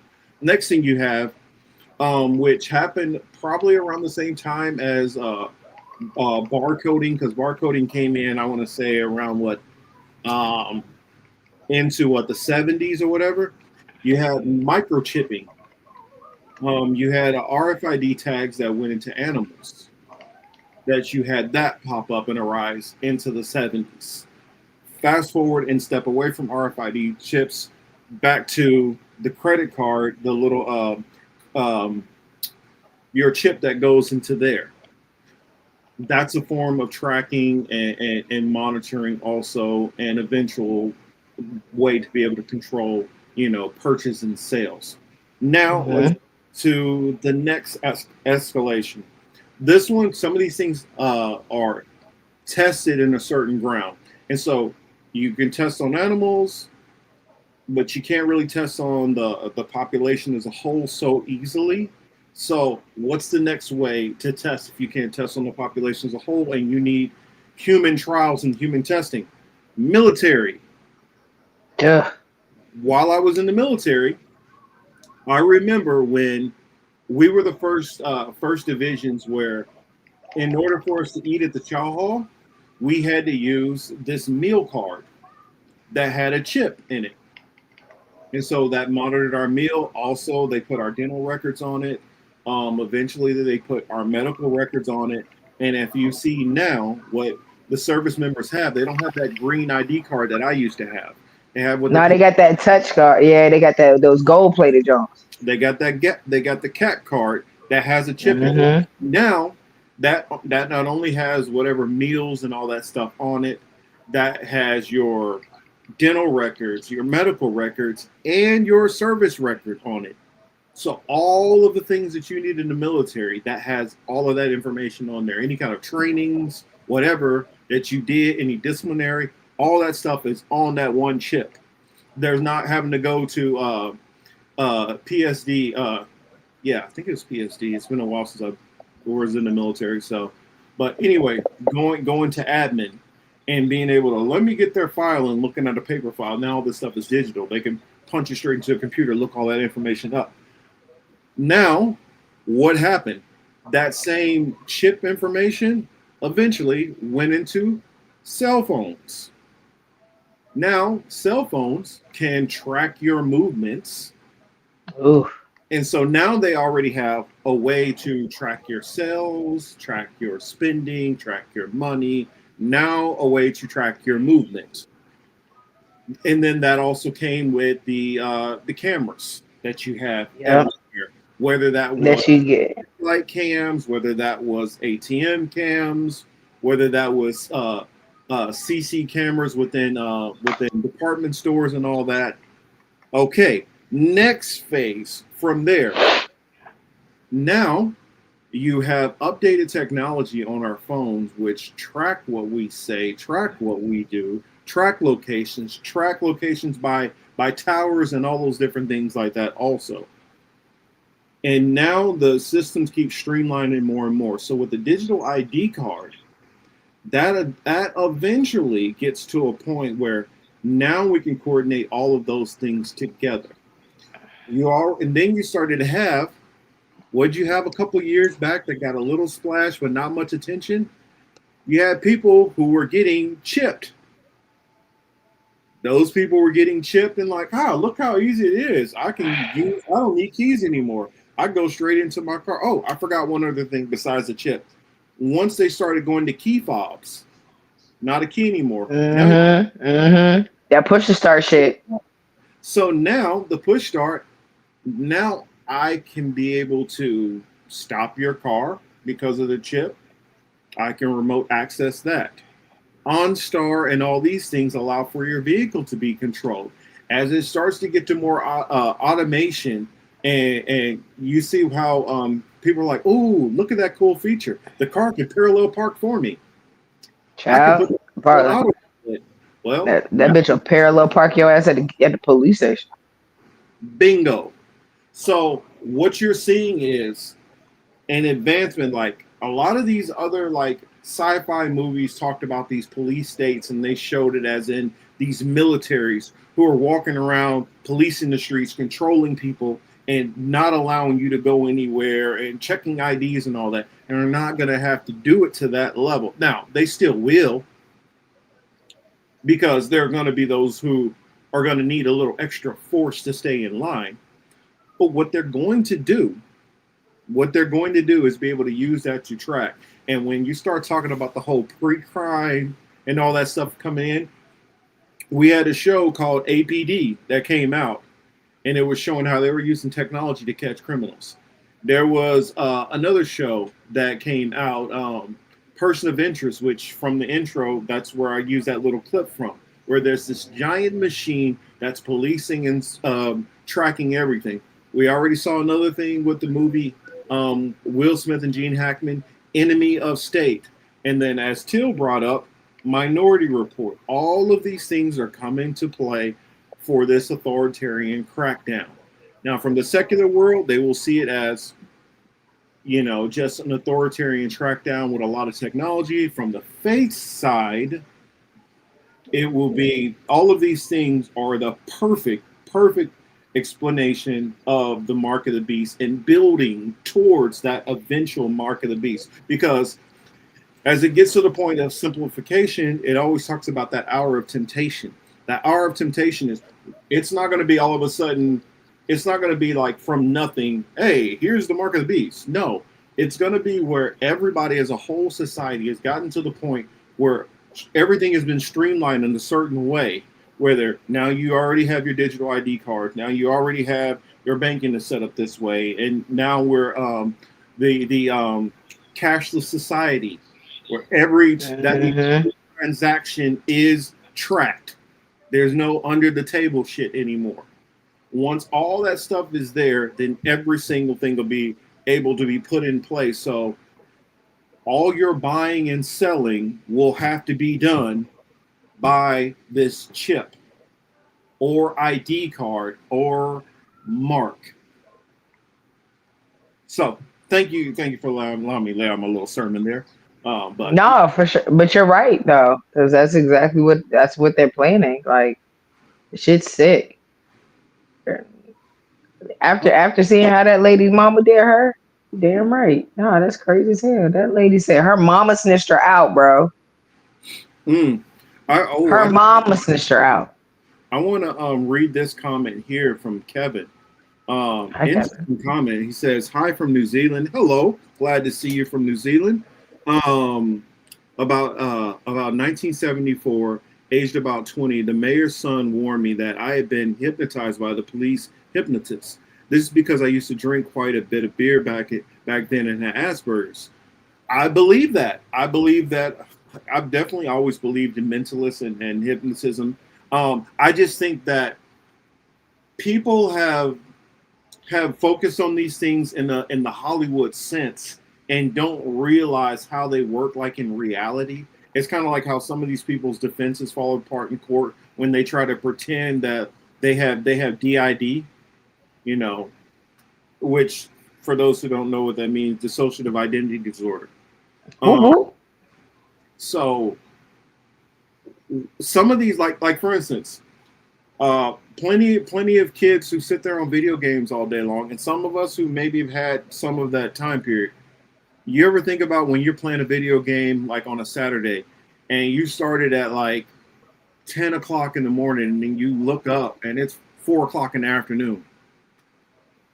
That is a form of hypnotism. When you've been in such a trance to the point where you don't even realize how much time has gone past while you've been engaged in this activity, that's a form of hypnotism. And there are subtle levels and there are higher levels. And like Kevin was talking about there, I definitely believe that comes into play. Now, I think that'll also play a part in the show that we will talk about when we talk about the dire trip through a dangerous mind or through dangerous minds, because that goes into MK Ultra and things like that. But I'll leave it there and won't go too far. Sorry for running my mouth too much, Teal. I apologize. I feel like I'm just talking way too much this show. Hi, Kevin from New Zealand. Huh? Hi, Kevin from New Zealand. First off, I'm sorry that the police hypnotized you. They most likely did. I believe that. I believe you're 110%. I do. That shit's crazy. That shit's crazy. Ugh. I hate the police. The police suck. Yeah. But back to digital IDs and whatnot. Something that you said. So the whole mark of the beast thing definitely hit to like, I feel like that's already started. I feel like our phones are definitely our initial mark of the beast. Cause like, you know, we depend on them motherfuckers, to be honest. We depend on our phones. We depend on that connection. You know what I'm saying? So I don't believe that it hasn't hit us already. I think it's already here and it's already came to pass. I just think that we're on like the mark of the beast 5.0 right now. I think people that got their I know that people got their whole like COVID shot and all that shit happened and you know what I'm saying? All that good stuff. But like, I believe that the COVID shot was like the initial like beginning stages of the mark of the beast thing. You know what I'm saying? And I just really wish more people were anti-shots, anti all of this, but I feel like they've already gotten their hands or their claws too deep in us. And it is what it is. Like, you got it. If you got your phone, like if you have your phone and you've had enough issues with, you know, Meta, social media or whatever have you, to the point that like you've been banned a couple of times, oh, they know who you are. I know they know who I am. I don't care what nobody says. I mean, I've basically went to like, you know, Twitter or Facebook jail, but not quite to the ban. I mean, Yeah, I've been back to back shadow ban. They got me back. They got me back kind of on my low shit too.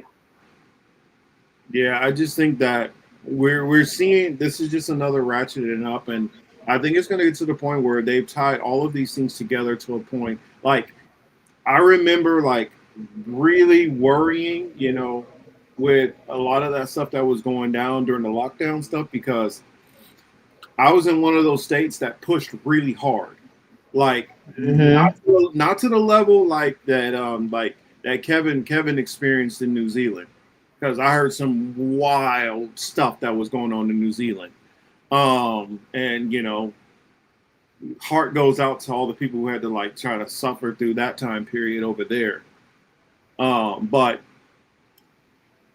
they told me that basically if I didn't get vaccinated, I had to go and take a test every week every day. Yep. Well, they got to the point mine was just every week. Dog, mine was daily. I had to test daily. Every day I went to the fucking prison. I had to fucking test. Took extra 15 minutes out of my goddamn day. That's different at the prison. They don't play. Fuck that shit. They bring fentanyl in there. You talk about some they don't play. No, I'm talking about on that. Oh yeah, on that shit. Nah, they don't play. They don't play on that. We holding your life at hostage type shit. So yeah, I had to make sure I was like, and they were like, "Yo, out of your own pocket, you're not getting reimbursed for that." What? Yeah. Oh no, they at least had to fucking do the shit for her. No. I had to go to an outside company and go and pay for it every single week. And you better than me. I would have had the same fucked up ass test every goddamn week. Y'all motherfuckers would have seen me. 2 weeks. I'll be back. Nah, because you had to show documentation from that place where you got it. That's insane, bro. I Yes. would be mad. I would be mad every day. It was some people who were just taking some of their PTO, and it was a whole lot of like the MAGA types at my job. I'm not taking that stuff, blah blah blah blah blah. And then because like we do service at a lot of hospitals, and those hospitals are like, well, we're not allowing anybody in who's not vaccinated. And then got shut up real quick and got vaccinated.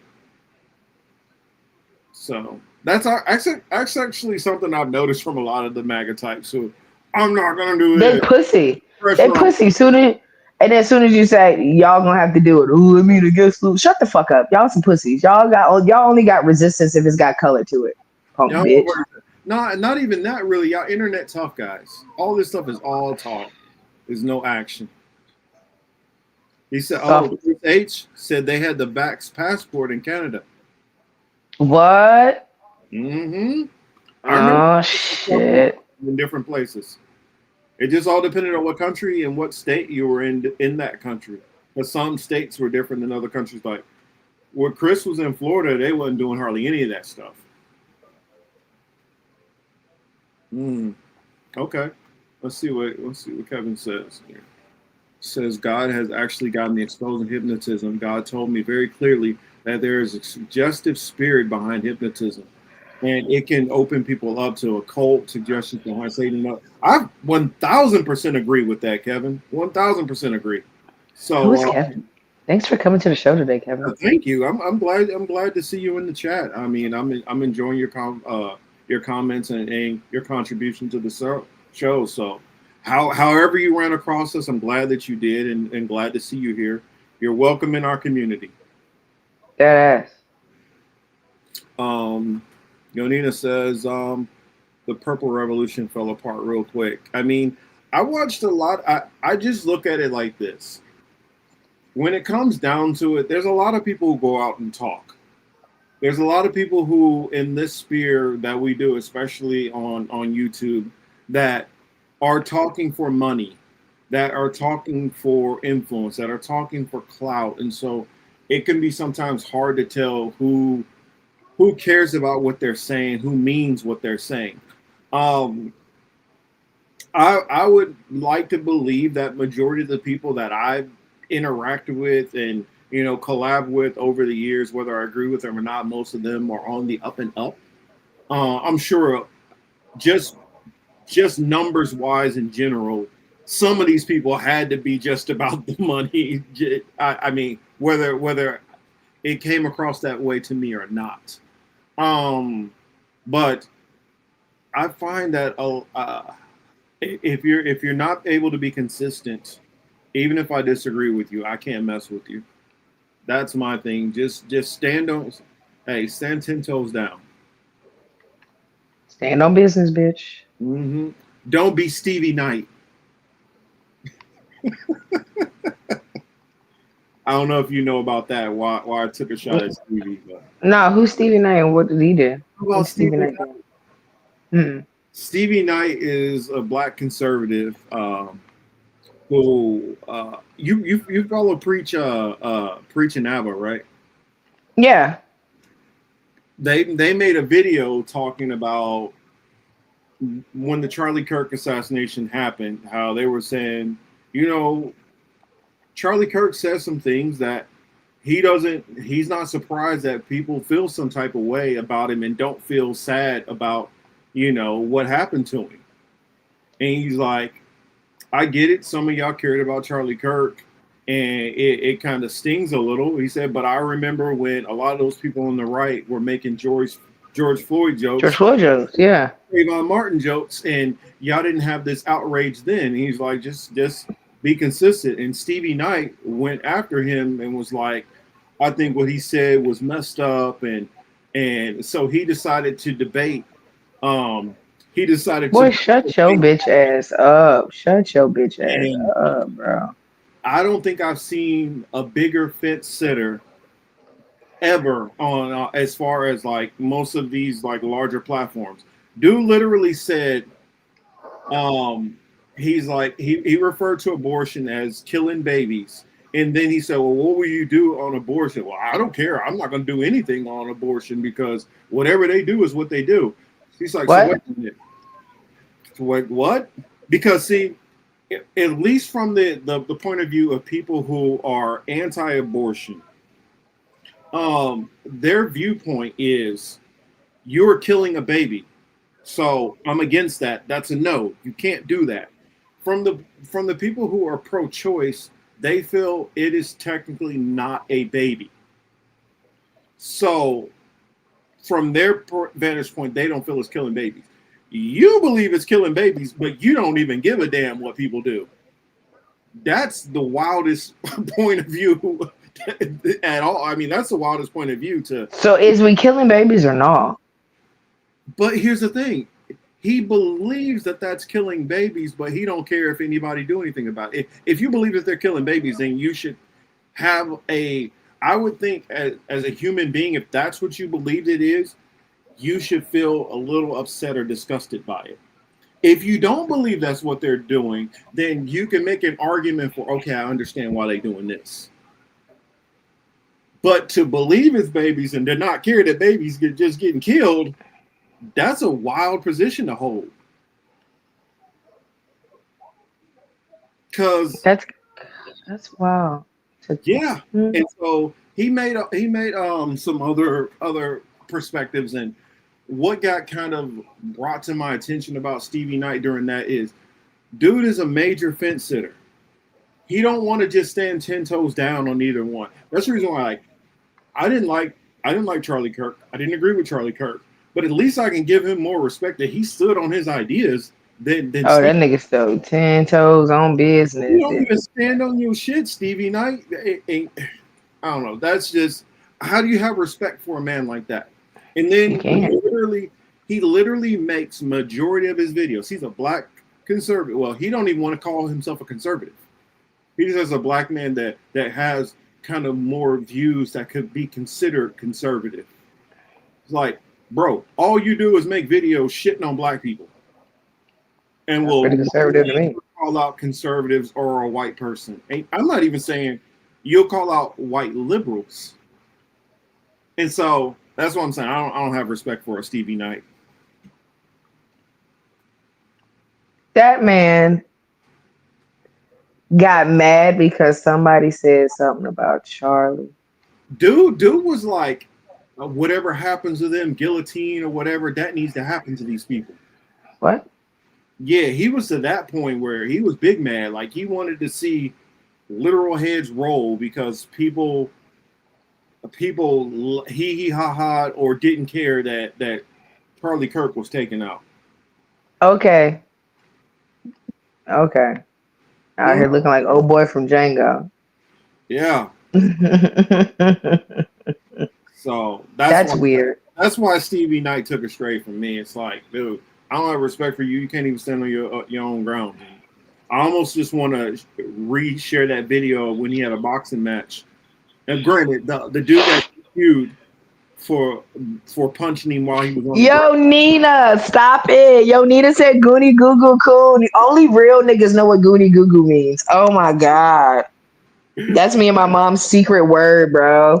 That was like one of our secret words when I lived, when my mom was being a good mom and having to be a single parent and leaving their kids in the house.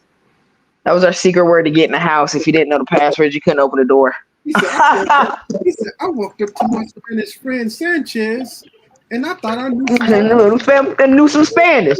I go up to him, I said, Goonie Goo Goo. He go, what the fuck are you talking about? The fuck is a Goonie Goo Goo? I was weak, bro. Oh my God, that's our shit. It's one of the greatest stand-ups. If y'all don't know, you don't know. You need to know. That's like Black history. You gotta I've only heard black people say it for one. And every time a black person tells me "Goonie Goo Goo," it's just one of those moments where like I get a little teary eyed because like that was me and my mom shit, and I don't really hear it out in the wild, if that makes sense. Like I don't just go up to other niggas and go "Goonie Goo Goo" to see if they know the shit. But man, Goonie Goo Goo. But yeah, I don't. He reminds me. Mine that I say all the time. Like I'll be at a cook. I'll be like, man, are we cooking brontosaurus burgers out here? Brontosaurus burgers, bro. Gus then came and broke my motherfucking backyard and set my backyard on fire. His fucking wife Bunny done ripped down my motherfucking stairs. That's my part. When I get to reading people for filth, I just add them to it. I said, your fucking wife with her mustache done ripped down my goddamn stairs. Your fucking kids keep going Goonie Goo Goo to each other. Chris H. He says Goonie Goo Goo is new to him. Then look up the clip. Eddie Murphy drinking fathers. Oh God. That's all you need. Eddie Murphy drinking fathers, and you'll get your answers. And if you twist up, or if you hit the bone, that's probably a good time to do a rip before you watch it. Hold on, don't listen to Marcus. That's a bad setup. Make sure you empty your bladder, okay? Because you might pee on yourself.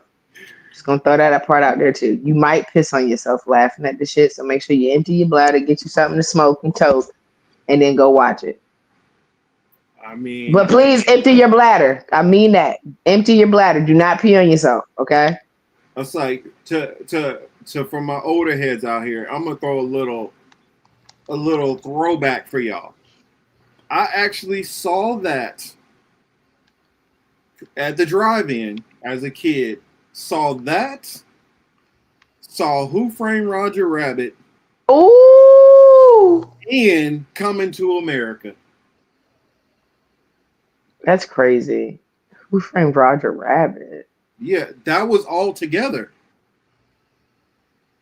That's crazy. That's a crazy setup. But yeah, back when they used to do drive-ins and back when they used to like show multiple movies. Yes, Wesley, that's quite a movie bill. Who Framed Roger Rabbit is like my favorite movie. And probably one of the movie that disturbed the most kids at the time. What? The goo scene when he when he got melted? That shit was traumatic as a bitch. Yeah. Terrible for children to see. Why would you melt that man like that? Yeah. When he melted the shoe first. Yeah, dog, the fucking shoe. Goodness. That's what they had us watching back then. You know. I keep wondering when I'm gonna hear about Bob Haskins eventually. You know that they were gonna make a part 2 to that? Who Framed Roger Rabbit? Mm-hmm. They should have. Yeah, they definitely should have. They still got fucking time. All right. So I mean, they can. I mean, he's getting up there in age, but they can go ahead and do it before it's too late. I mean, hell, Christopher Lloyd is still in movies. I don't know. I just watched Christopher Lloyd in Nobody 2. Christopher Lloyd? The first movie I ever saw. The Santa Claus by Tim Allen, and the second was Street Fighter with Jean-Claude Van Damme, and rest in peace to Raul Julia. Although he was a great actor, he was horrible. He was a horrible casting choice for Bison. We're gonna have a skinny ass Bison, and I think at that time he actually was already suffering with cancer. Hey, Kevin, baby, I say apple juices. Way too much, boo. So I feel it, Kevin. You had to highlight it. Kevin, I've been banned for years, boo. It's like we got the lingo. We got to learn the lingo. That's all, you know. How to slide it across the plate. Yeah, you got to say apple juices and stuff now. You can't say the Z word. You got to call them motherfuckers something completely different. Like, yeah, apple juices, the 48ers. I mean, something. Can't just be out here saying fuck them up. Beep beep beep beep beep. Can't do that. Can't do that. Can't do that, boo. I mean, You gotta say, yeah, you gotta call them motherfuckers something completely different. Something. Can't be saying, the apple juices is the ones that let the trade towers go down. You be like, whoa, whoa, whoa, whoa, whoa, now. the original Ukrainians. Okay. I'm just playing. Simmer that ass down. Uh, Did you see that horrible apple juice joke I sent you when they was like, you're a fool. Yes, I seen it. You're a yeah, fool. you saw that shit. That shit was crazy. I was like, I said not muscle memory. Oh my God. That part right there. Yeah, I mean, I've just learned in general, I guess, from being military to really be thoughtful with my language. In the military, you don't have a choice. Like, it's one of them jobs where like serious consequences can happen to you. So I think people who have lived in the civilian world have never had to really like watch their mouth in a sense. Like, they can get pissed off. You're like, you know what? Fuck this job. I'm through. They can you now I feel fuck that and fuck this job too, because bitch, y'all not even paying niggas. Yeah, I mean the military, you play that game like, you know what, fuck this job and leave. Somebody's gonna track you down and put you behind. See, and I think that's bullshit. Now I'm about to get tight. I think that's utter fucking bullshit. I really fucking do. And put you behind bars and then kick you out. That's bullshit. And that's bullshit. Bitch, you're not paying me right now. I shouldn't have to come to work and you're not paying me.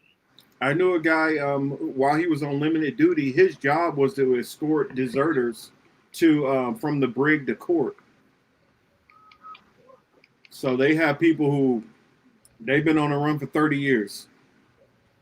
They finally get caught just to do 30 days in the brig and then get booted out of the military with bad conduct discharge.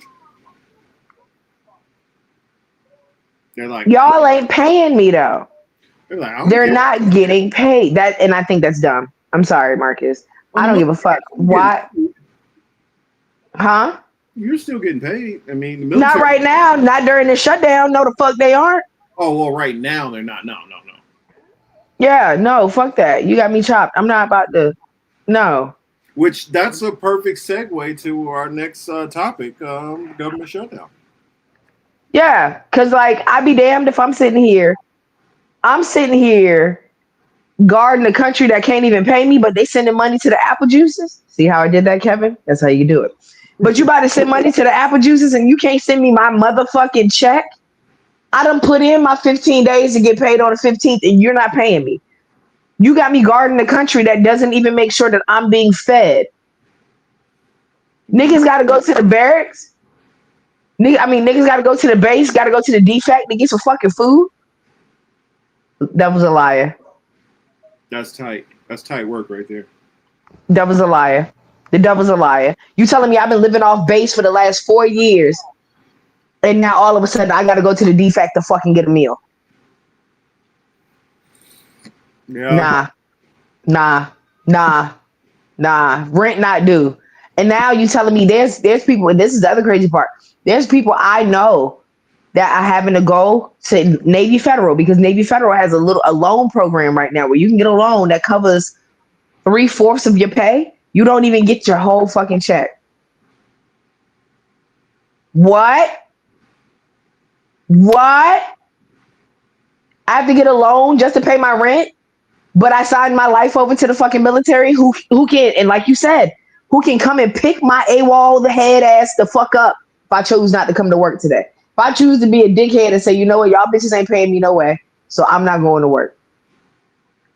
Them niggas will come and pick your ass up and take you back to work.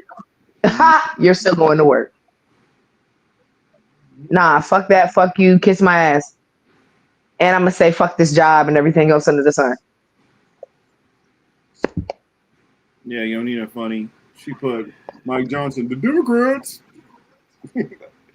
Yeah, but here, I'm going to read this a little bit for y'all because I just wanted to lay out some of the things like like I said before at the beginning of the show, I said I didn't really go into the shutdown much last week because I thought the Democrats were going to do what they always do. They always kind of just like, we'll do a shutdown and then we made them pay. Haha, okay, now let's stop before people get mad at us. And I was like, what are they going to do? Because their hand has kind of been forced at this point.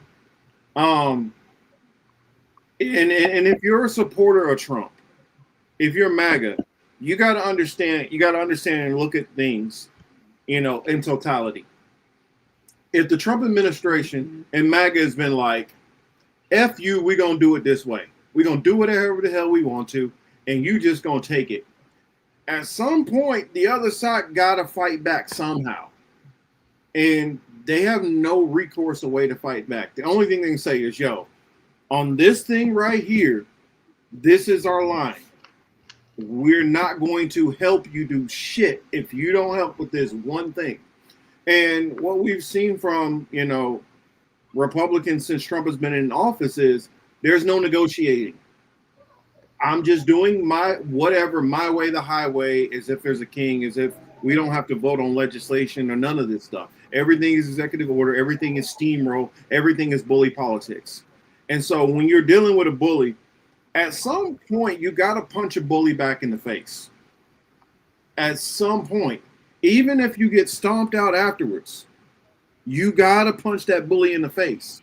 And so, though I can't stand the Democrats, though I think Chuck Schumer is spineless, though I think Hakeem Jeffries is probably one of the worst speakers of the House, one of the weakest speakers of the House, or former, I guess, yeah, or what would he be, minority leader?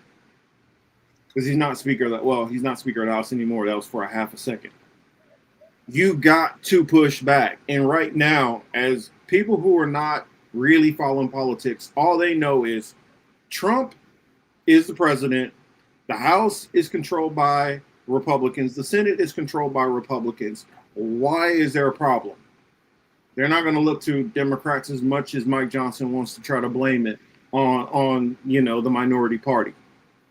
Right now, people want to see Trump administration get things done. And I said what I would do if I was the Democrats is I wouldn't do shit. I would leave this down until you agree to something. If you're not going to agree to shit with me, fuck you, we're not doing shit. Because this is the only leverage they have. They have no other leverage. It's the only way you're going to force anything. And so, since you got a president who just does whatever the fuck he wants to, and you got lemmings around him who are just going to follow and not even calling him out when he's doing dangerous or bullshit stuff or making us look bad, like bringing military to Idaho. Potatoes. Exactly. When they're allowing this kind of dumb shit and just massive corruption, probably one of the most openly corrupt presidencies I've seen ever. I don't care. You can put all of them together. This is the most openly, nakedly corrupt presidency ever. And everybody's like, well, it's all right because he's my guy. That's how MAGA basically is. He's my guy, so it doesn't matter. But if the other team gets in power and they so much as steal a pack of bubblegum, I want them under the jail. And it's your hypocrisy is why when MAGA or conservatives complain about shit, everybody just whatever and ignores it because you're hypocrites and it's nakedly obvious. So back to what I was saying about the shutdown stuff, I would hold this leverage over them and force it to it because people, how they see it is the Republicans and Trump are at fault. Well, leave them at fault, and these are the things that people are going to experience during the government shutdown that are going to be blamed on the party in power. So the federal government has shut down after lawmakers in Congress failed to reach an agreement on how to extend funding. While lawmakers continue to go back and forth in Washington, the impact of the shutdown is beginning to be felt across the country. Reporters from NPR Network are digging into ways government shutdown is playing out in their region. Here's what they found so far. Note, this article was written a week ago. Says, if you are flying soon, that's the reason why I said written a week ago, because some of these things might already be hitting people or shortly about to hit people. If you are flying soon, air traffic controllers and most Transportation Security Administration, TSA, employees are considered essential workers and have to stay on the job. If it means working without pay while the rest of the federal government is shut down, which some of the people are going to be like, F you, I'm walking out. Yes.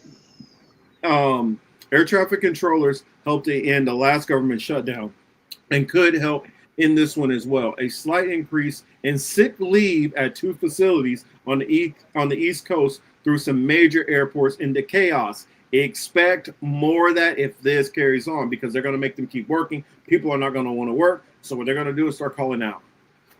Yep. Or just not do their job and come to work and not do their job, like sit on their job and just half-ass everything. Yeah, because that's what happened. That's what already happened in Atlanta. My father went and flew out of Atlanta, and them niggas did not even check that nigga bag. And we made jokes about the fact. My daddy made me jokes. He made jokey jokes, which I think is funny because he usually does not make jokey jokes in reference to like what I used to do, allegedly. Taking marijuanas on flights and stuff. But he was like, "You would have been just fine," allegedly. I was like, they check it. And I was like, they check it. I mean, granted, they ain't never checked my bag either. But I was like, damn, they ain't never check it. They ain't check nothing. Nothing, bro. Just let my mans go through. So yeah. Don't be surprised if the Qatar military, starts having bombs on their planes, 9/11 2.0 or some shit. Just saying. It says, if this drags on, travelers could again see more sick outs of key personnel as workers show their anger over missing paychecks. Lastly, if you're planning on international travel in the new year, you may need to build in even more time for passport renewals. U.S. passport agencies will remain open, but it could take longer to process applications, with some employees furloughed. That's some of it. You'll still get your mail. The U.S. Postal Service will keep the mail moving as usual. The USPS is primarily self-funded and doesn't depend on the appropriations process to continue running as usual. Medicare, Medicaid, and Social Security benefits aren't impacted. Social Security, VA, and other benefits will continue. There could still be some delay in service, such as processing applicants. So what this means is, if you're a person who already get a Social Security check or a VA check, disability, like I do, that stuff is already it's on auto pay. It's just going to keep going. But if you're somebody who needs to apply for these, this is where the problems come in. If you need to do any paperwork, your paperwork is going to get held up.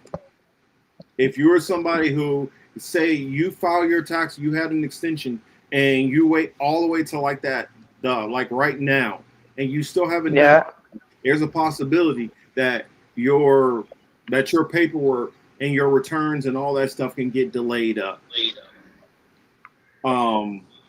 Let's see what else. But nutrition aid for millions of new parents is at risk. Among the first to feel the pinch during the shutdown could be the mothers and young children who rely on supplemental nutrition program, aka SNAP, WIC, or WIC, Women, Infants, and Children Food Program. So if you're on SNAP and WIC, you could start feeling this real soon if this continues on. And some probably already are, depending on the state. A prolonged federal government shutdown of more than 1 week puts WIC families at risk, says Georgia Michelle, I guess, president and CEO of the National WIC Association. Whether WIC can continue under prolonged shutdown varies depending on whether states can access other contingency funds. Lucia Graves of Lebanon, New Hampshire, told NPR Jennifer Ludden she is counting on the benefits to feed her family, especially as the cost of groceries rise. Groceries is on the rise. Sorry. Supplemental Nutrition Assistance Program, formerly known SNAP, formerly known as food stamps, has a bit more runway, but could also run out if shutdown drags on. There could be missed paychecks and lost jobs. Perhaps biggest impact will be felt by federal workers and active duty military service members who will not receive a paycheck during the government shutdown. The Congressional Budget Office estimated earlier this week that roughly 750,000 federal employees would be furloughed each day of the shutdown. Here's the latest breakdown of temporary furloughs during the government shutdown by agencies. And I guess if I click on that, that'll go there, but I'm not going to do that. Wildfire and other emergency response personnel, for example, will continue to work, but in many cases without pay. You can only do that for so long before you get a pushback from the people. And especially if you're doing this to a lot of people and this carries on, you can start seeing breakdowns and cracks in the system. In addition to furloughing employees during the lead up to the shutdown, the White House also threatened mass layoffs of federal employees should the government shut down, which honestly hasn't been able to do any of that. And it's probably actually hard to do that during the shutdown, but we'll see. I mean, they don't really tend to care about rules that much, so they'll do whatever they feel like doing if they can get away with it. Fact.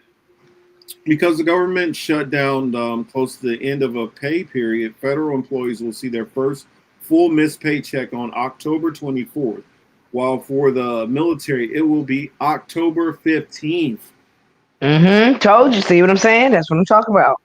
Military people, and especially a lot of those military members who have families, and especially the ones who have families, whereas the spouse who is non-military is not working. Those are the families that are going to feel it, especially if they live out in town, because not only is your pay not coming, your BAH ain't coming. Your BAQ is not coming. Come on, talk to them. So it's a lot of stuff that you're going to have to worry about that's not coming in. So you're not going to be able to pay rent. You're not going to have money for food. No, you're not. They're already lining up, bro. I'm trying to tell you, bro, because this is my. Sorry to cut you off. I'm sorry, Marcus. I shouldn't have cut you off. I just got to throw this out there. No, with me being in the food industry, you know what I'm saying? People don't understand how major nutrition is to people. When people ask me all the time, they be like, damn, nutrition that important for a school? You damn right. I'm one of the 3 pillars of a school. If the school don't got no bus drivers, kids ain't going. If schools ain't got no teachers, they not going either because they not learning. And if kids ain't eating, they're not fucking going. Okay? Those are the top 3 things just in school is nutrition. You got to fucking eat. These people are risking their lives defending this orange man that's putting us in shit that is not for us in the first fucking place. And not to mention, you have this man slapping American citizens in the face, and everybody's they're up in arms about the Super Bowl. We're gonna talk about Super Bowl too. But all these MAGA fucks are up in arms over somebody that's speaking Spanish, but a motherfucker that speaks English can't even pay y'all. But he's paying apple juices. He's paying them across the water. That international check getting cash like it's a child support check. And then you telling me that we gonna build a base. We can't feed military that we already have that are currently on bases right now. But we're gonna build a base in bumfuck Idaho for some niggas that don't even live here. Yep. And then you're going to tell me you want these disgruntled, upset military personnel to keep an eye on these niggas? I ain't watching shit. The same way I can't watch my direct deposit hit, I ain't watching shit. Fuck what you heard. Them niggas can do whatever the fuck they want to do in Idaho. I don't care. Yeah. And if I have that personality and if I have that mindset for it already, and I ain't even active, I already know what time it is with them motherfuckers. I already know what time it is, bro. That's crazy. Why is the commercial snitching on me? It's letting everybody know I be buying Laffy Taffies off of Amazon. Why is it doing me like that? Didn't we just talk about that? There go that digital ID. Y'all didn't know Marcus himself was a serial killer. Did y'all know most serial killers eat banana flavored Laffy Taffies? I don't know. I eat the bananas. You don't eat the yellow Laffy Taffies? Notice that pack. Especially with grape, watermelon, and cherry. Oh wow, you such a nigga. Grape and watermelon. This nigga here. Hey, what a way to show your black side today. Uncle Ruckus would be disappointed. Hey, hold on a second. Hold on. I'm gonna click the camera off and get something real quick. Watch this. Don't talk about me too much. Nigga Laffy Taffy. Out of all the flavors of Laffy Taffy, he had to get the nigga pack too. Is it not called the nigga pack? It's got to be called the nigga pack. That is hilarious. That is the nigga pack of Laffy Taffies. I've never seen such a thing. Oh, Marcus, that's funny. That is funny.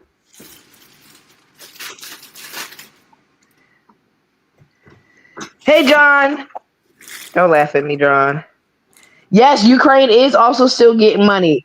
And that's the man. Listen, don't get me started, Chris. I'd be happy when Chris come in here because he be giving me the Canadian side of the news. Because one thing for sure, two things for certain, our news really don't tell us what the fuck is going on. Till, you know what these are? What the fuck are fruities? What the hell is a fruity? Yeah.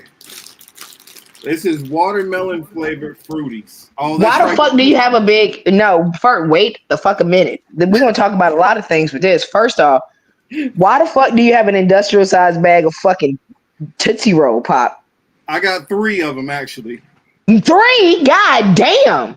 I got fruit punch, got green apple, and watermelon. Okay. Nigga.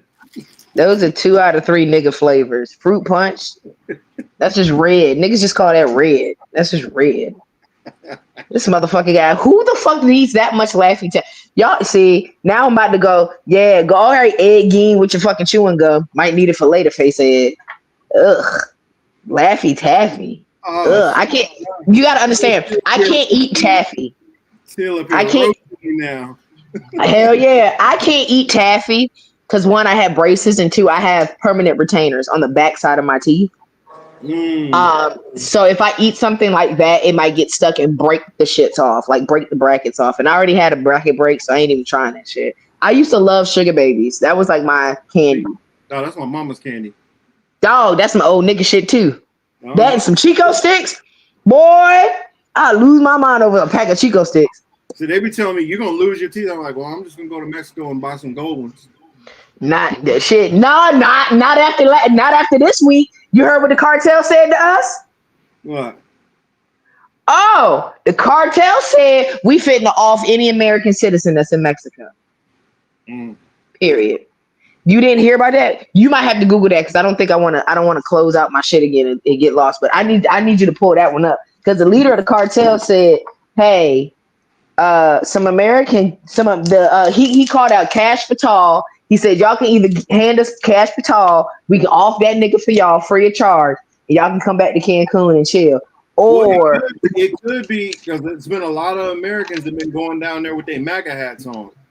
Nah, not even. Them niggas had a fucking operation, got knocked off by some American niggas. Something happened. Somebody, one of his labs or something, they took some shit. And the dude said straight up, either Cash can come and get this work, or we gonna give y'all niggas to work. Every time we see an American person in our city, we gonna kill him. And that's exactly what he said. He didn't even say we're gonna kill. No, we're gonna kill them. He said we're gonna kill them. They're targets. We're killing them. Shoot, I gotta see where. Okay, Los Cabos. Did you? Yeah, there you go. Oh, no, down in Los Cabos. Mm-hmm. They lost some stuff. And me being not me over here trying to advocate for the cartel. They got their stuff stolen. There go America, minding the business that don't fucking pay them and got us in some shit. You did mention Cancun, but I ain't going down that far. Yeah. Good. They can't go into that territory. No, that's down. No, the area that control all that stuff down there is Sinaloa. They can't come up into the TJ area. Oh, so this is Tijuana that they talking about? Oh boy, the nigga that I'm talking about is in Tijuana? I'm talking about that's where I would go if I'm going to. Oh, you just gonna go get your teeth from Tijuana. You just going across the street. Oh, okay. like, oh, I ain't going down there to Cancun area. You like, I'm not asking to be murdered at all whatsoever. Yeah, They said they're murdering people. Right next to Cancun is Sinaloa. That's where the Sinaloa cartel is. That was El Chapo's old stomping grounds. Yeah, those are niggas that be chopping heads off, leaving them by the border and shit. Yeah. I ain't going down there. No. Nah. I mean, if I now, I will say this. I'm gonna go down that far. I might as well go to Cuba. So, Nick, please for me.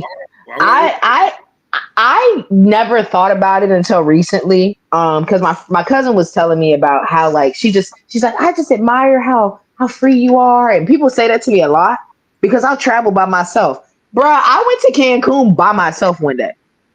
Well, Till, you do got to remember something though. When they saying Americans, they talking about white people. They talking about white people. They not talking about the black girl that tries her best to speak Spanish. They don't care about us. They talking about them crackers. I had to say it. I'm sorry. I had to say it because that's exactly how they feel. Because they already know. What would be the point of? I'm telling you, for real. When they talking about Americans, in their mind, they thinking white people. Because they know damn well they're going to put a nigga on ransom. What the fuck you going to get out of us? A bottle of Henny? A fifth of Henny? That's all. Honestly, it probably behoove us to make sure we speak English very loud. Because they'll be like, oh, that's them other Americans. Because if you don't speak too loud and they hear French coming out, you might just get sprayed up because they'll think you're a Haitian. Yeah, that too. You know, they can't stand Haitian. I don't even. For Haitian. Which is sad. Why they hate us so bad? We don't even do nothing to nobody. Well, because they got beef with the Haitian gangs. Speaking of, what's that nigga name? What was his name? What is the Haitian gang leader's name? His name is something weird too. Barbecue? Like Spaghetti. Barbecue. Nigga, you heard me call him Spaghetti, didn't you? I said, ain't that nigga named Spaghetti? Yeah, I'm petty as hell. Goddamn Barbecue. What the fuck been going on with Barbecue? He been quiet. Actually, he's been the reason why it's been quiet is they don't want to talk about what he's been doing. He's been established and shit, and he's run a lot of them Kenyans up out of there. Because you know they sent Kenyans in there to try to like settle. Yeah, I remember that. They sent that whole flight of Kenyans over there. They had a whole like welcoming party, and then it got real quiet. They probably converted them niggas. No, they ran them up out of there. Like, yo, we only got sent over here. Like, we ain't really. Yeah, go and carry your ass back the fuck home.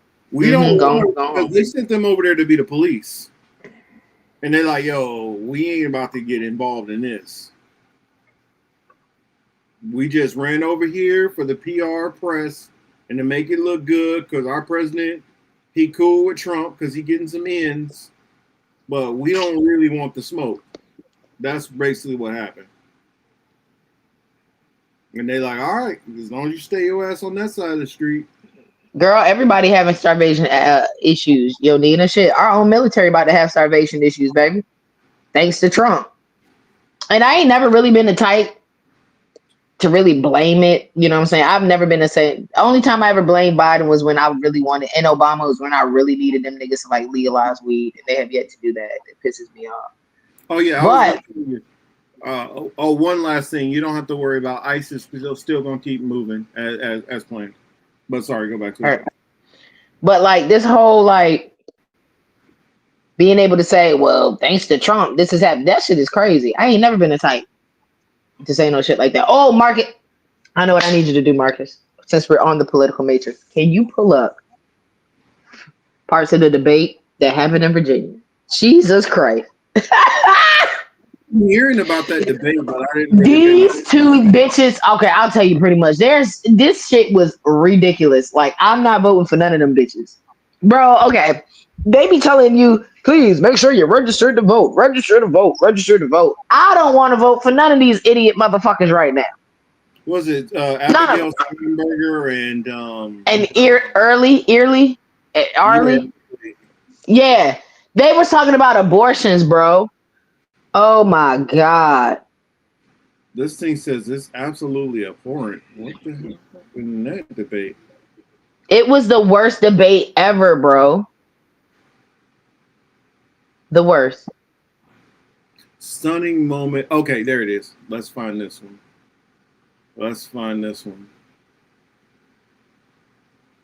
Your picture always just cracks me the hell up with Ike. That shit is so funny. Cause that's how I be feeling. I be clenching my pearls most of the time on this show. I know you do. That's why it's like a double funny. It's funny him, and I know what you mean by it. So, and I'll beat the brakes off somebody too. Don't get it twisted. I'm really Ike on the inside. Yes. Okay. This black lady. Virginia governor entering the home stretch. Republican. Oh, come on. Oh, hold on. All right, all the way up. Dang, that's all? All right, fuck it. Let's go. Lieutenant Governor Winsome Earl-Sears and Democrat Congresswoman Abigail Spanberger battled it out big time last night in their one and only debate before the next election. Shanley Painter is here with all the details. Hey, Shanley. Hey, good morning. So during last night's heated debate, Abigail Spanberger, the Democrat candidate for Virginia governor, faced repeated questioning over her continued support for Attorney General candidate Jay Jones after text messages surfaced in which he fantasized about putting, quote, 2 bullets in the head of then Republican Virginia House Speaker Todd Gilbert. Watch this.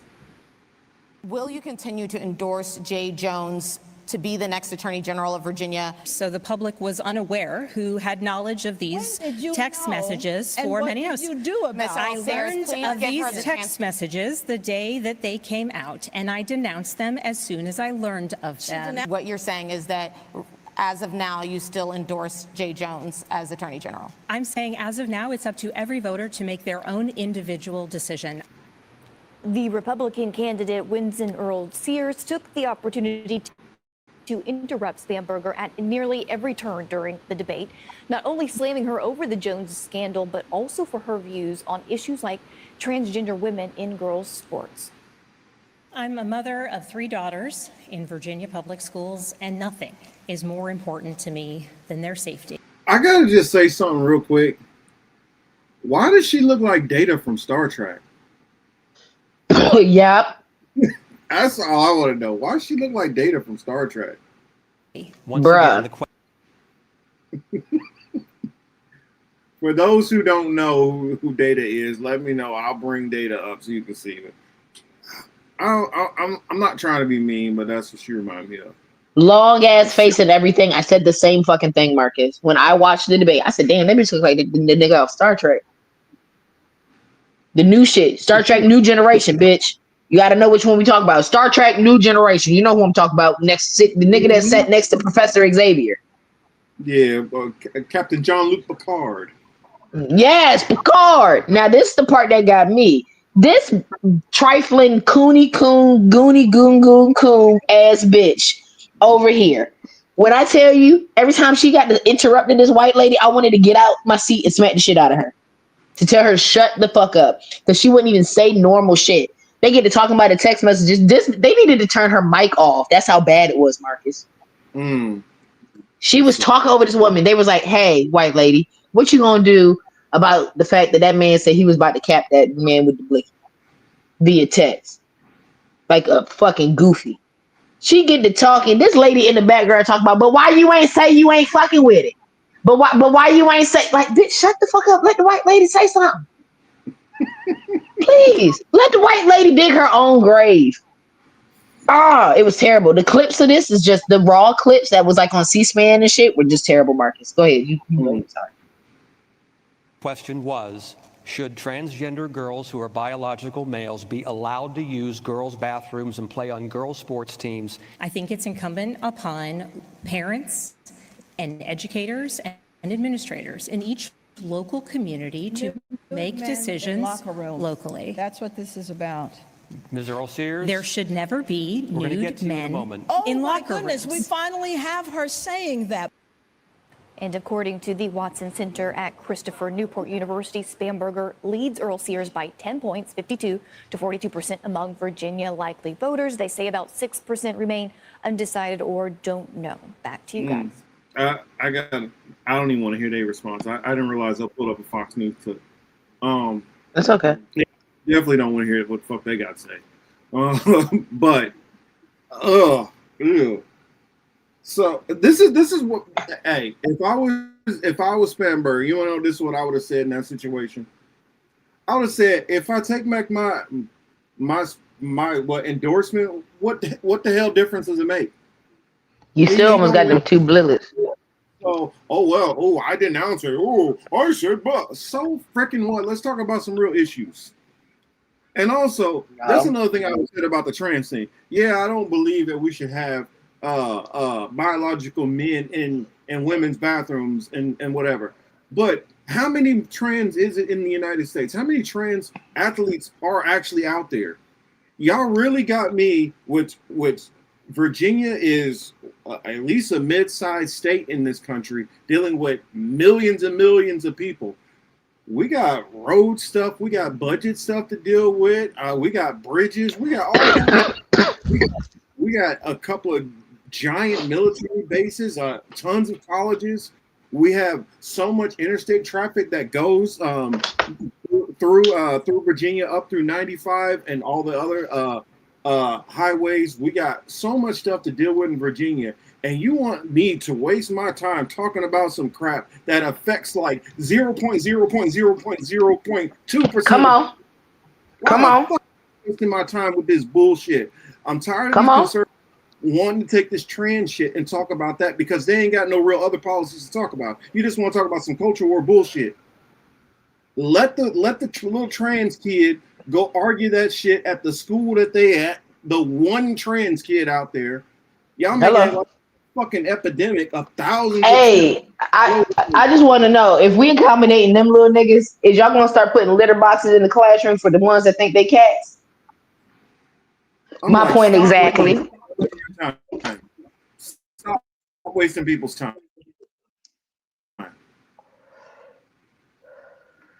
Was that fucked up to talk about the kids that think they cats? And here's oh no, Marcus, are you lagging? I don't know. Hey, is Marcus lagging? Yo, Nina, is Marcus lagging? Messed up with me. But I don't think I could really vote for a Black Republican. No.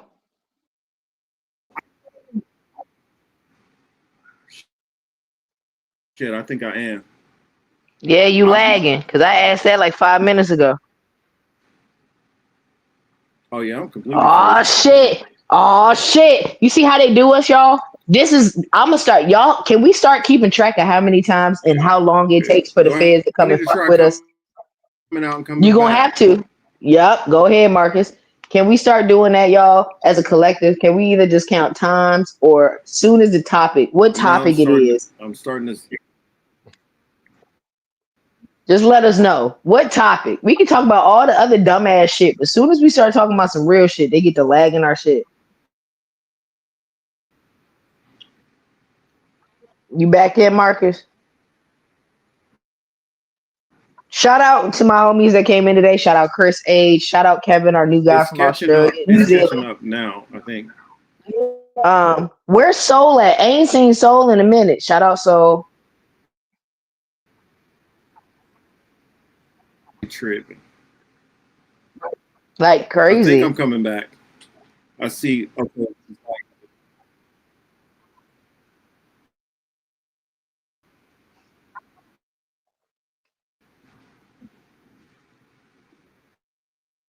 You back?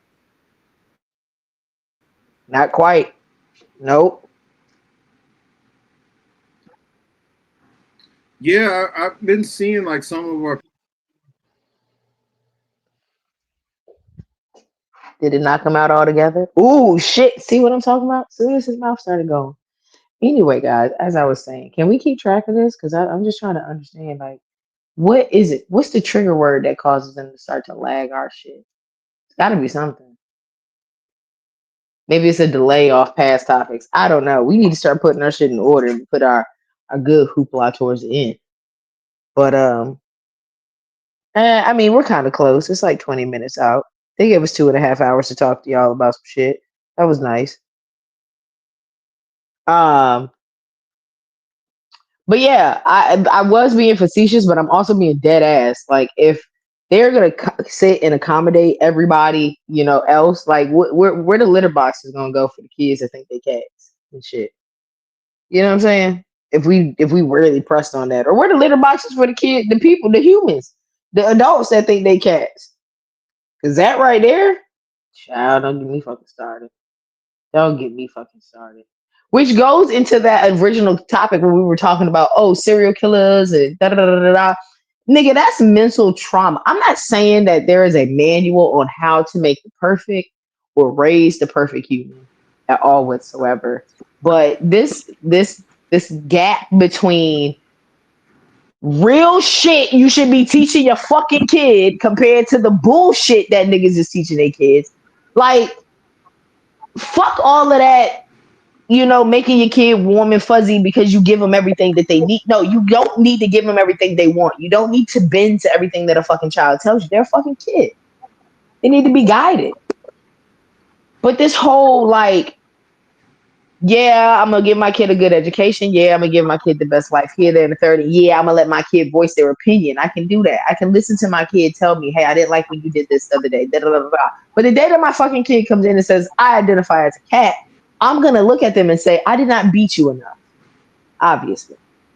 And that sounds fucked up. But that's where I feel like as a black person growing into the black community, understanding that the black community, we will beat it out of you. We're gonna beat the gay out of you. We're gonna try to beat the other hard R's out of you. Like that's just black people. I don't know. Thanks slavery, I guess. I don't know. But if my kid comes to me 7th grade and looks me in my face and said, Mom, I identify as a cat, woo, we moving furniture that day. Because I haven't beaten you enough for you to understand that that's just not flying.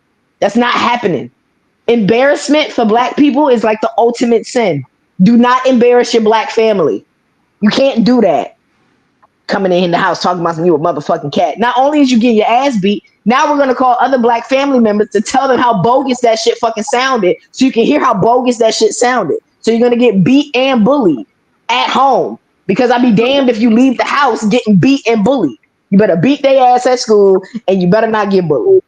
That's my rant for the transgender bathroom, high school locker room shit. That's dumb. Can y'all hear me? Get out of high school. Yeah, we can hear you. Get out of high school, do what you want to fucking do, okay? Live your life. But don't come over here talking about I'm a fucking cat.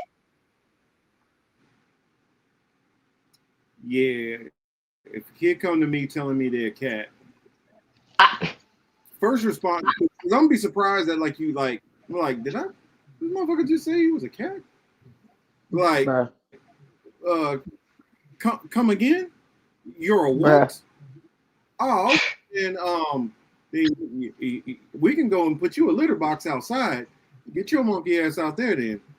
There's a couple of trash cans and shit you can pillage through. I don't need to be spending no money on a fucking cat. I'm alert. I didn't order no cat. I had our daughter.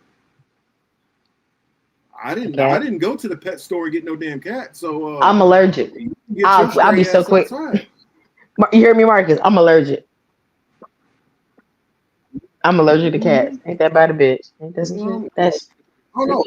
Or you know what? I'm like, you know what? Then let's go to the vet and let's get your shots. It's time for you to get spayed and neutered also. Yeah. Anybody make no half humanoid cat babies in my house? Not around my niggas. You can't. That's still a cat now after you will get spayed and neutered. Cats don't get PS5s in my house. You feel me? Cats don't get PS5. No, the fuck you don't. Cats don't get PS5s in my house. That's even better. Let's take all the expensive ass clothes out of your room, and we can get you a cat onesie suit. That's probably gonna be about $10. I'll get you about 15 of them. And you can wear that. I'm gonna get you 2 toys for now on and a collar. A cat. Yeah, we don't need to. Oh, you don't need to go to school either. I'm getting you cat food only. You getting meow mix special. Meow mix out this bitch. Exactly. You get some meow mix out this bitch. R2 said, "Call me Garfield." Nah, you don't I need swear to no regular God. food no more. Oh, talk on the phone or have computers, so you don't need that shit neither. Then Ugh. I'm I like, I want to want to see you be. walking around on all fours. Now, cat, well, walk around on all fours. Then, they're like, we gonna play the games. You gonna play it all the way out. I'm gonna make you be a cat. Then,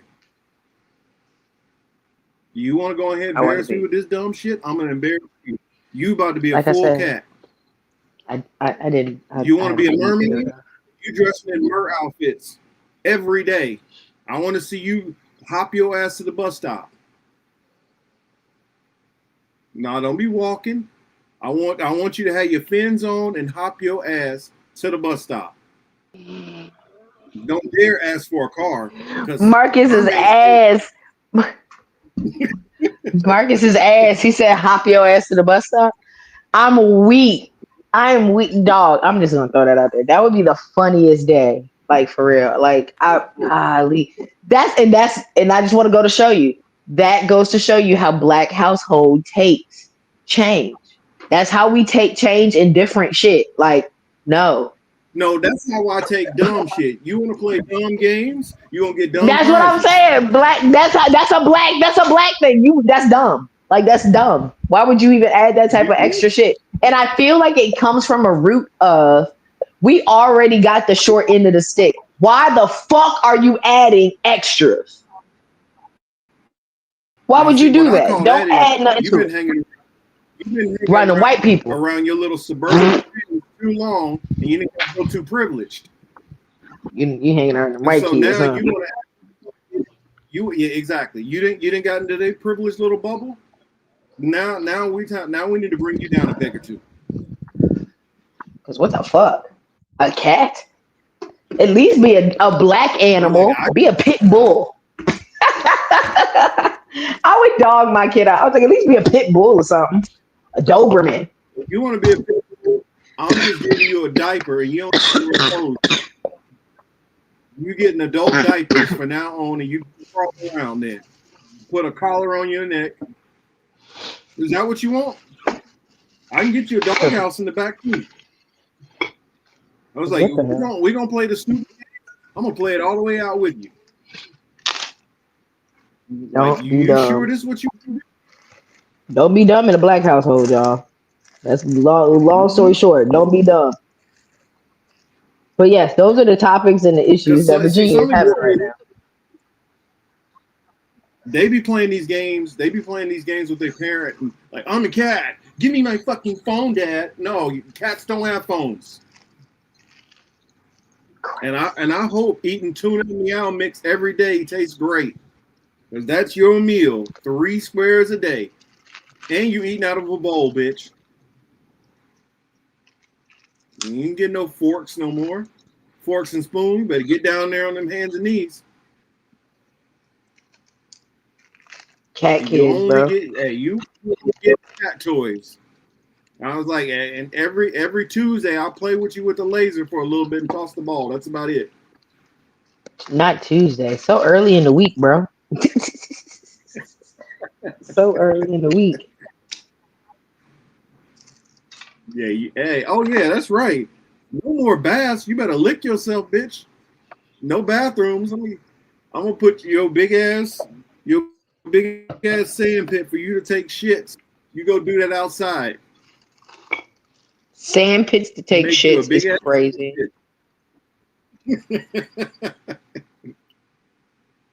Yeah, I'm not playing this dumb shit.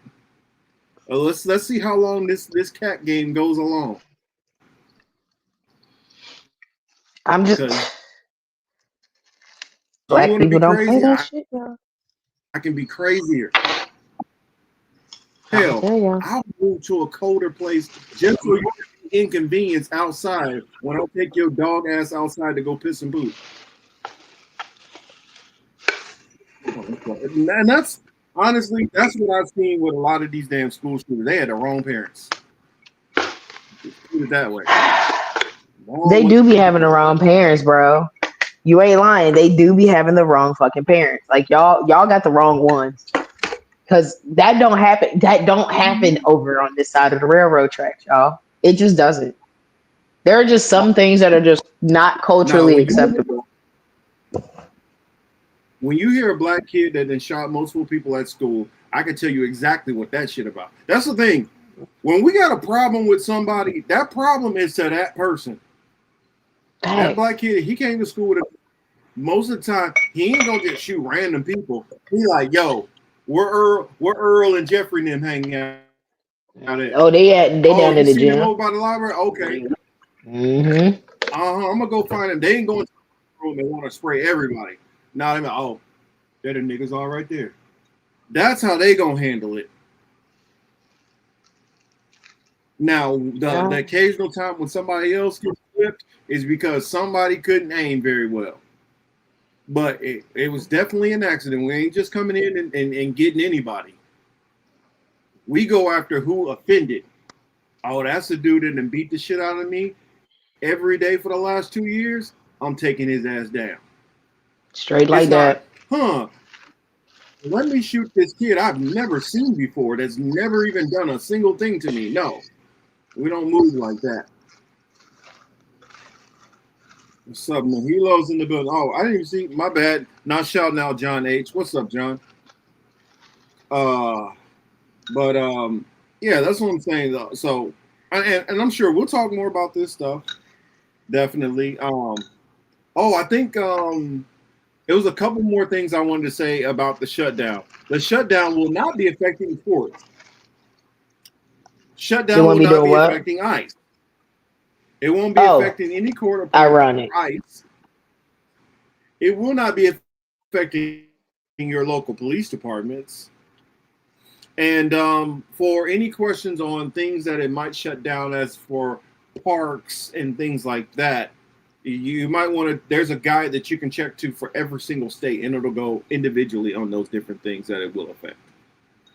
But my last topic that I had in mind that I wanted to go to, did you see anything about this Nick Fuentes and Matt Walsh? No, what happened?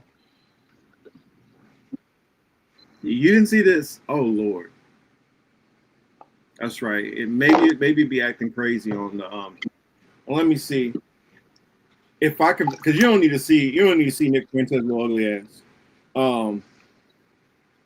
But let me pull up some of the shit that he said to Matt Walsh, because he kind of start getting redundant after a while.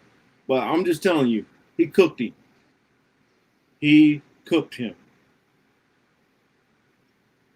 And part of me is like, I need to go track down and see what the response was, because there had to be a response to this, because he went after him.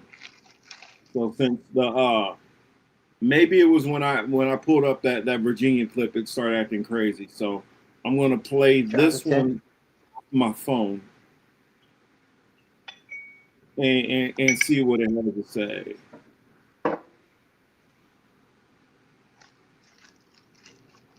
So no, not we need the most recent one.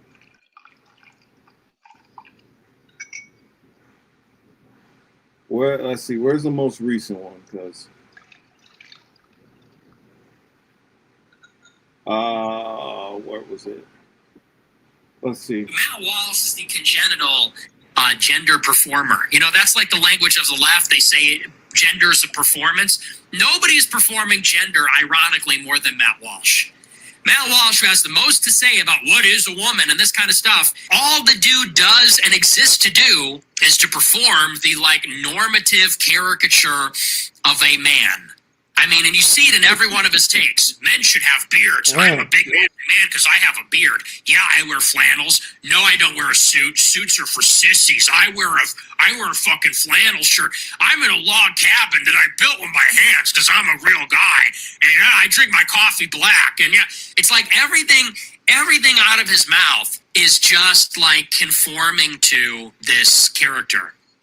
And that's cowardly. It's like cowardly because to be yourself and to just take something history? Like, do you contain any contradictions? Do you contain anything dynamic, novel, profound? To say so, that's the first part that he's hitting him on. Damn, Nick.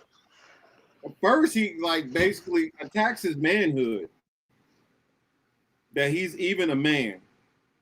And then let me see, where's the other one that the other one basically let's see, where is it at? The other clip I wanted to show you, which he said it gets even here It gets worse. Yeah, that's just the kicking off point. This tweet today from Matt Walsh, which I really think needs to be discussed. And I'm on my timeline today, and I see Matt Walsh, who you know from Daily Wire. And as you know, Matt Walsh is Catholic. He's white. He's not Jewish, but he works at Daily Wire for Ben Shapiro. And as we now know, since Candace departed Daily Wire, Candace Owens, that is, it is basically a condition of working for Daily Wire that you are not against Israel. You can't talk about Israel too much. You can't oppose Israel. You cannot talk too much or oppose Israel's influence in America. It seems the most you can say at Daily Wire about Israel is that you're not an Israeli. To the extent that you can be critical of Israel, you can say things like, I am against all foreign aid. I am against all foreign wars. I only like America. I'm not an Israeli. That's about the extent of it. Go any further than that, you're going to get fired. You're going to lose your job. You're going to run into problems. And Matt Walsh, for that reason, he's known as basically being an ideological white advocate or something like this. It seems that the only issues he talks about are the race relations between whites and everybody else. Blacks, Indians, Hispanics, Asians, immigrants. But never talking about the race relations between Jews and whites, or Jews and pretty curious. I think it's pretty obvious what's going on there in light of what we know about Daily Wire. And I wanted to talk about one thing he said in particular today on Twitter, which I think maybe shines a light on this. Today on Twitter, Matt Walsh posted this. He said, quote, "The mayor of Dearborn, Michigan is Abdullah Hammoud. The guy running against him in the mayoral race is Nagi Al-Hamdagi. The mayor's chief of staff is Zainab A. Hussein. The police chief is Issa Shaheen. He oversees the command division, Madhu Bazi. The public health director is Ali Abazid. Don't forget city council members Kamal Al-Sawafi and Mustafa Hammoud." Question, he says, is this what our founding fathers had in mind? That's a question that the residents of Dearborn can consider as they awake at 5:30 a.m. to the Muslim call to prayer blasted over the loudspeakers by the local mosque. They can keep thinking about it as they get in their cars and drive to work down Osama Siblani Street. Is this America? If the entire country resembles Dearborn in 50 years, in what sense will America still exist? And, you know, I see this tweet. So I had to stop it there because, of course, you already know Dearborn is like a super Muslim area. It's a lot of Palestinians there, a lot of Pakistanis, a lot of just people from Arab countries who are there in Dearborn in particular. And so Matt Walsh is doing his Matt Walsh, criticizing all of these Arabs, and we got to worry about Muslims changing the complexion of America and all.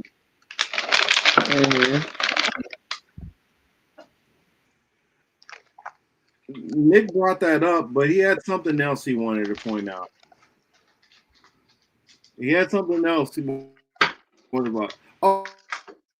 Oh, Chris H., you might get an answer to your question real soon. I'll listen to this. The sentiment, And the sentiment is, of course, broadly speaking, that America is radically changing because of immigration, specifically non-white immigration. Non-white immigration from the Middle East, Latin America, and Asia is rendering America unrecognizable.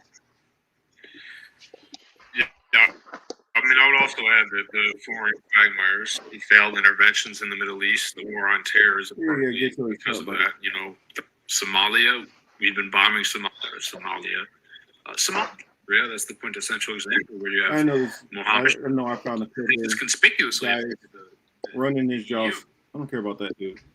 Get back to what Nick was saying. With it. In the first place, is America being invaded by Muslims?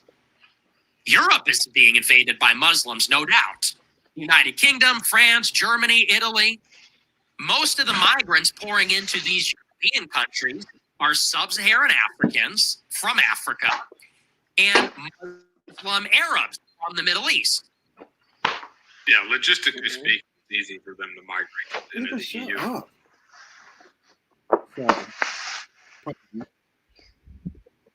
But I don't care about this dude's take. Let's get back to Goes to the United States because of the Atlantic Ocean. So, yeah. But cities like Chicago, it's a third Mexican. Cities like LA, I think it's mostly Mexican at this point. Cities like Miami, New York, significant Hispanic, Asian populations. So why always attacking Muslims then? Well, Glenn Greenwald and it's sort of interesting. I did his show tonight, but I saw this on Twitter today. Glenn replied to Matt Walsh's tweet and sort of said the same thing. He said, people who try to convince Americans that the primary threat to their lives is Muslims are almost always, one, those eager to convince Americans they have the same enemies as Israel and must thus unite with Israel in its wars, or two, those who work for people with that agenda. Yeah, it's a neocon strategy. This is exactly from. Let me find a different thing. This motherfucker talk too much. Basically, what he was saying is he was calling out the fact that oh, there we go. Hollywood. Let me go back a little bit. I just doubt the integrity and the legitimacy of the whole process, the whole entire thing. So all about that too. I was trying to decide actually tonight which is the bigger story. And unfortunately, I think people are even more interested in the Charlie Kirk conspiracy. Is Muslims are almost always, one, those eager to convince Americans they have the same enemies as Israel and must thus unite with Israel in its wars, or two, those who work for people with that agenda. So either people like Ben Shapiro or people that work for Ben Shapiro, people like Matt Walsh. And it only makes common sense. The Jews in America want America to fight Israel's wars against Iranians, against Hamas, against the Houthis, against Hezbollah. But Americans don't care about Muslims.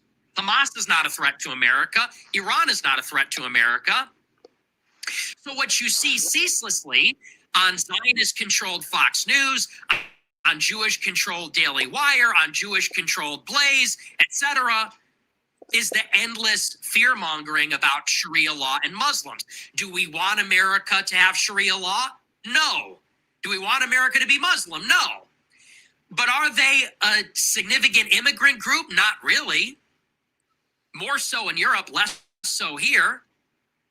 And is the real reason they're pushing that line, is it because they really present a clear and present danger to taking over America?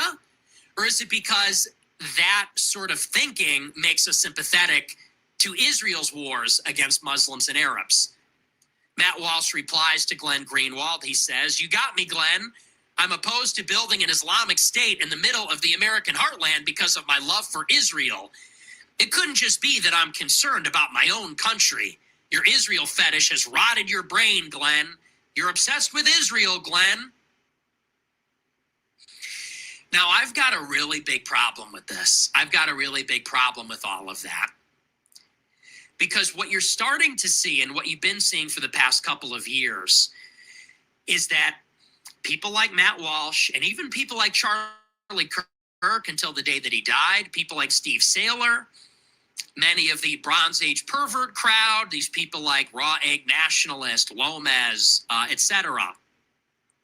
They are really ramping up the nativist rhetoric to sort of compensate for the fact that they will never criticize Israel or the Jews. And let's think about this in terms of systems here. When we talk about whites and Muslims, whites and blacks, whites and Hispanics, we're talking about identity politics. We're talking about the politics of immutable, essential identities. What does it mean to be an American? What does it mean to be white? What does it mean to be an immigrant? This is the politics of identity.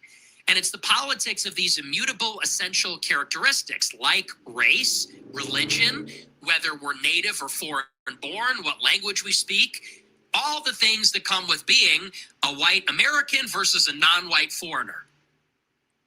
And if that's the way we're thinking about politics, and I think that's the way we all are thinking about politics, why then does that never extend to Jews for somebody like Matt Walsh? In other words, we can talk about Muslims bringing Sharia law, and we can all agree that as white Americans, that's undesirable. And we could talk about how Muslims are taking up too much space and too much power in certain cities.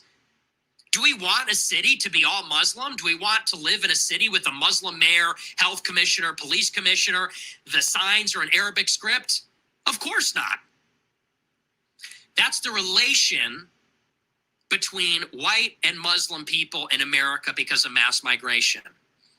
But why then do the same people that are so eager and so vocal, so incendiary, these people that are the biggest culture warriors, the toughest talkers about Muslims or blacks or immigrants or illegals or Hispanics or Indians, why do those people never talk about Jews?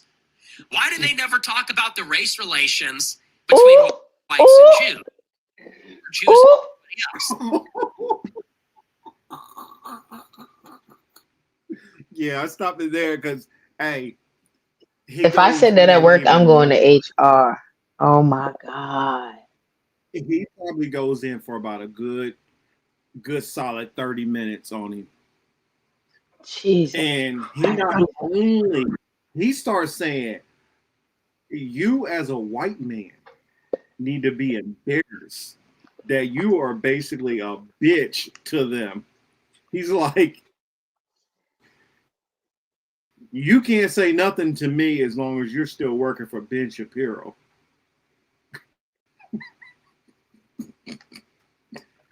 Hey. And the crazy part, he was like, I don't have any respect for you. Like, he even went so far as saying, like, Mark Levin, some other guy, what's the ugly ass, jigsaw face looking chick? Laura Loomer. He said all of them need to be arrested and deported from this country and sent to Israel. Yo, when I say he went in on Matt Walsh. And it's an interesting thing. Like, there's never any criticism. Oh shoot, we lost Till. And I just thought it was very interesting because you don't very much. He said, like, yes, Glenn Greenwald and somebody else that they've already went after, like about Walsh, for not having nothing to say.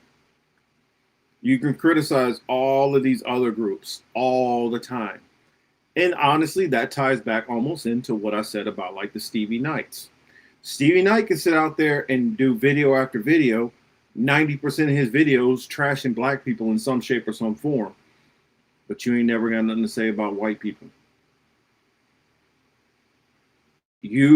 Or unless it's white liberals. And right here, Matt Walsh, when it comes to what's going on in the Israel and Gaza thing, he get real little quiet, get a little shy, don't have very much to say. So I just think that it's very interesting what was going on. And I wanted to share that with you because outside of Nick Fuentes. Damn, boy, got me froze all up like that. It's messed up.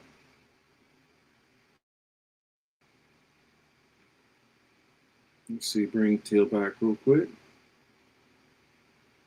Come on, bring it back. So, I don't know if you guys can hear me or not. Hopefully, you guys can hear me. Hopefully, you guys can hear me. Teal, are you there? Teal, are you there? Shoot, am I there?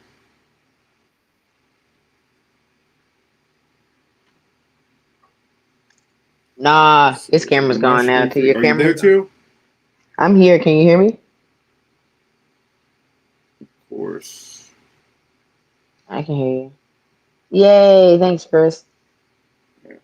Damn. Another black reference. Shout out to Good Times. Oh no, let me see my signal. Can you guys hear me? I can hear you. I can hear Marcus. He probably just can't hear me. I can hear you now too. Okay, word. So I don't know. Hey, thank you, Nina. How much of that play did you hear? And I heard the whole. I heard the whole thing. your thoughts. You know, I can't say too much. I work in. I work for school. Yeah, and I didn't even. But man, I love to go in on I some didn't even play people the like whole that. part before he. The way I'd like to go in on He some people basically called him out on his whiteness.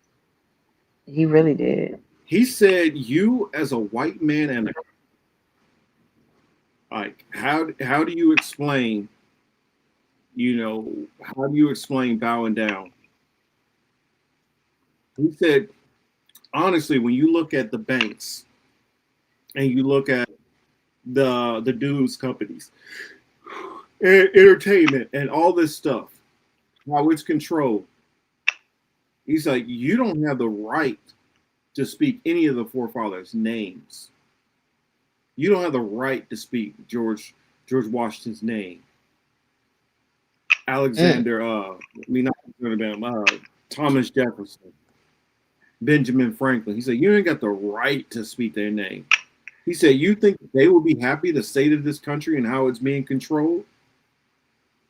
And you sit over there and just quietly, easily just go. He said, you go after the low-hanging fruit. You punch down. You go after the gays, the trans, the black community, the Hispanics, Native Americans, the immigrants. You go after them easily, but you never punch up.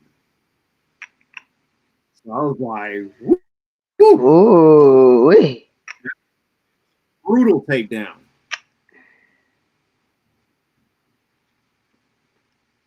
And I was like, I know. And you want to know something? And not even to be funny, you can't script shit like that. You can't script shit like that. No. That was real. That was real. He really feels that way. Unless you talk to Tokyo Shimp, he'll say it's all scripted. For real? Oh yeah. You've never seen any of the videos that Tokyo Shimp has done? No. He made a video about me that he called me the human typewriter. What? Damn, Marcus, you out here got beef in the he street? said that our shows are. I ain't got beef with this dude. This dude thinks that I'm part of some kind of government cover-up. Whoa, really? You're psyop? Yeah. Yeah. One of the things I did, he was like, well, look at them trying to pretend like they're in different studios when they're all in the same studio. You can tell this guy, Marcus Cage, he's obviously some kind of military asset who's like went into one of the CIA programs or something. And that girl, Ali Alexandra, she more than likely is his handler. You can tell these things. Are you serious? That's crazy. I'm dead serious. No, I took a screenshot. He just commented on a video of ours not that long ago, and Oh I'm gonna shit. read what he said.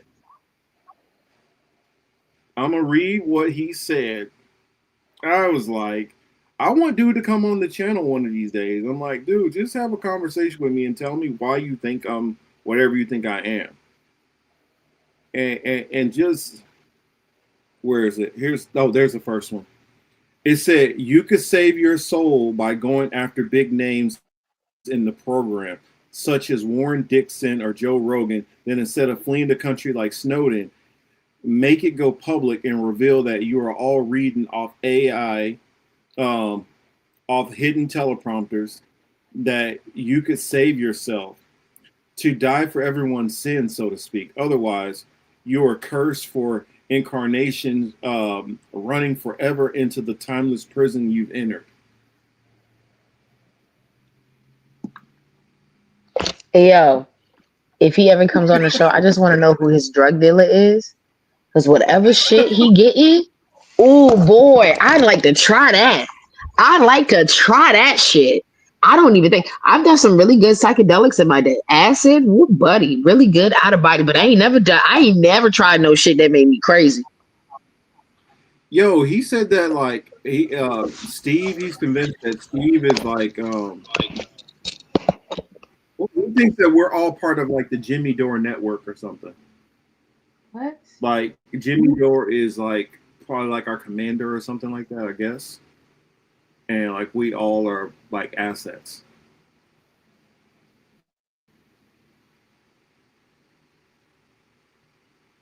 Yeah, I need some of that shit.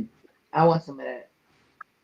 Yeah, I mean, I guess what I'll say on the Nick Fuentes thing, he said there's no real comments that need to be said. I mean, he said what he said. And I'm just like, wow. I was just kind of shocked to hear it. And I don't know. Maybe he always be going like that. I don't know. But when I heard his comment, I was like, God dang. Now, it's kind of like that old joke about the cat and the dog, and the cat had a bad day. And the dog walked over to him and said, "Oh, you had a bad day? Oh, I'm sorry. Have a good night. And by the way, I'll be back chasing you again tomorrow." And that's how I see Nick Fuentes. Yeah, he might for one moment, take a break from going after us, but he'll be back tomorrow, back chasing us again. But yeah, I mean, I wonder if I could find a Tokyo Scamp video for you to see. I probably shouldn't show the video and give him any kind of extra attention. Give him one more extra. But I'll share the video with you. He was saying like all the time how he like that teleprompter. He sees the teleprompter in my glasses. Now, mind you, this is what I'll tell you so you guys can know what my setup is. I got lights that are going around here on the ceiling. And that's kind of like those, like, those remote kind of track lights. I have one light here to my right. You guys see where my arm is. I know I've got a little delay. I got a ring light that's right here. My camera is straight forward. And right here, down below, I know I got this drag. This is my laptop. And here, I can show it to you. See, this is my laptop.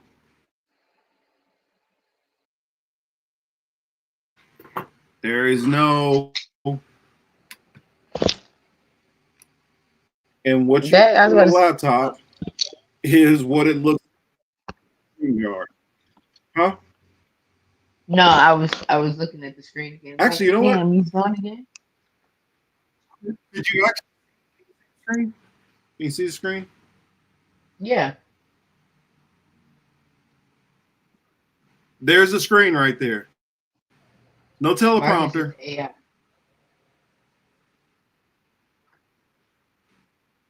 So this dude is swearing up and down. So a lot of times when I'm looking down, that's why I'm looking at my screen. You got a MacBook. Mine's an older one, so it's probably an M1, which is kind of a pain in the ass, and it makes it tougher for me to do some of these things I need to do. Because they told me part of the problem I was having with it being slower at first was because you can't upgrade memory on this thing. That's why I like Apple better. I don't know. I think this is Apple, but whatever. I like the ones where you can change old shit. I don't know about this new stuff. This dude, so you can see. He really made videos about it. Oh, I forgot. No, sorry, that was the first video. And this was my comment to him. I said, if you like, you're welcome to come on my show. At first, I thought you were just doing satire, but now I'm fascinated by your theory. Yeah, I got this one second in hand. Basically, I got this from somebody else as they got a new one. And then here's his second comment too. You ready for it? Let's see. He says, I know you have access to Jimmy Disinfo Shields. What? I used to work for Greenpeace. Yeah. I mean, which that part is true. I was at a barbecue with Jimmy Dore there. That does not mean I know Jimmy Dore. Jimmy Dore came because he knows Pasta and those guys.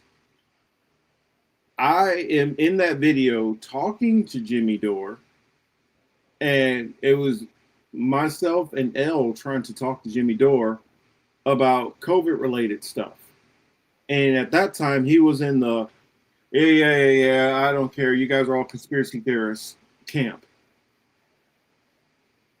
We told him all that stuff. He blew us off, ignored us. And then a couple months later, we saw Jimmy Dore out there saying, I'm the only person talking about this. And then I went to one of his comedy shows before in the crowd.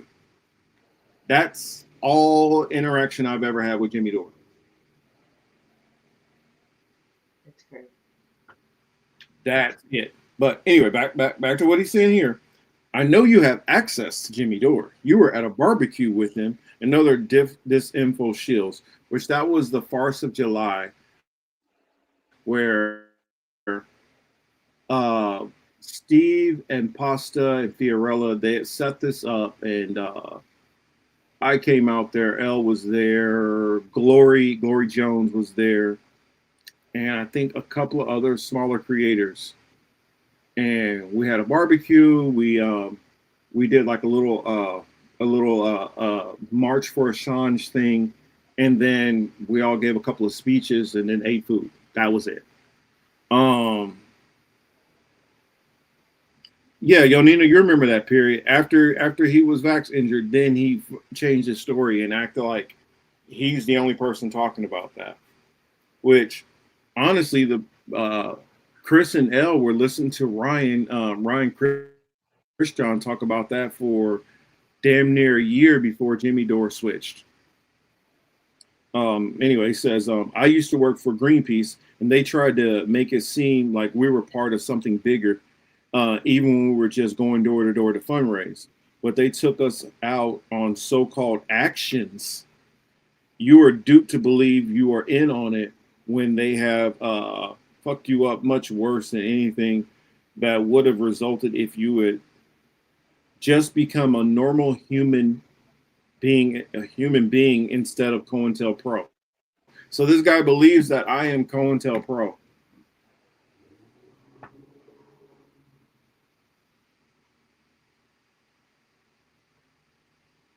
Yeah, so what are your thoughts on that, Teal? That's a lot. That's insane. Like, yeah, this dude has a whole concocted like universe of all the people who he thinks that are. Like I'm AI. I've been on the panel with Sabby's show, and Jamaro was on there, and he believes Jamaro is all scripted too. He thinks my wild ass mouth is scripted.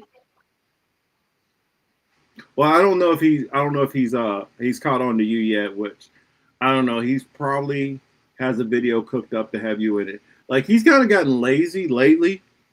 Before he used to like talk about why he thought we were scripted. Now what he does is weird. It's like he plays a screen recording of us, but singing like very off key to random songs. Yeah, I don't know what he's doing.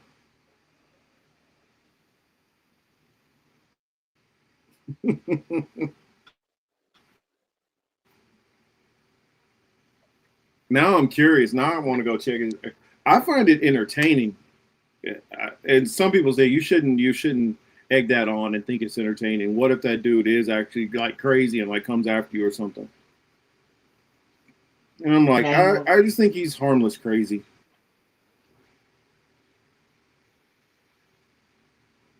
I'm like, he really thinks like me. Like, I'm like, bro, I have no influence. I'm not gonna say I have no influence. I'm okay. Well, some people will hear things I say and maybe think I make a good point, or they might find some of the things I say entertaining, or I might bring something to light that people haven't noticed.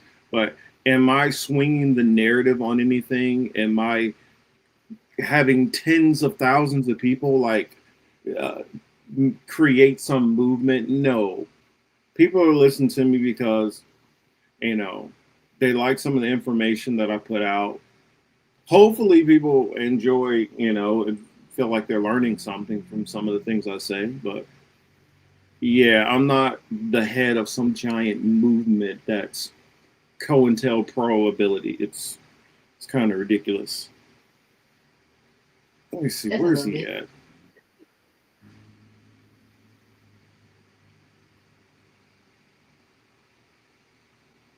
So Tokyo Champ. I'm actually curious. I'm gonna check his most recent videos and see if he's. I don't know if he's caught on to you yet.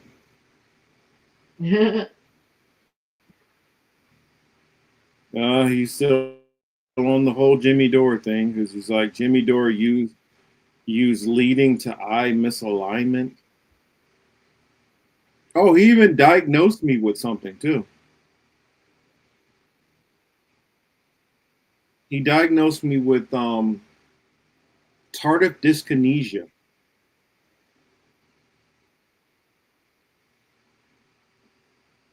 Are you familiar with tardive dyskinesia? No. The hell is that? Yeah, I wasn't either. I had to go look it up. So let's see. What is tardive dyskinesia again? Tardive dys. I probably cannot spell this thing right. Oh, there it was. Tardive dyskinesia, a condition affecting the nervous system, often caused by long-term use of some psychiatric drugs.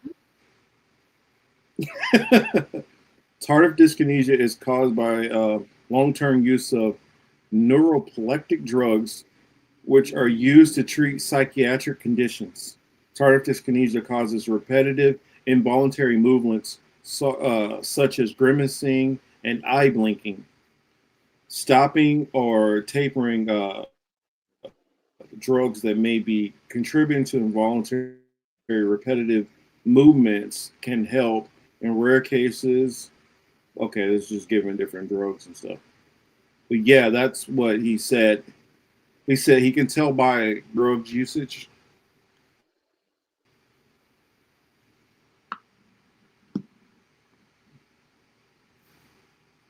Yeah, so that's that.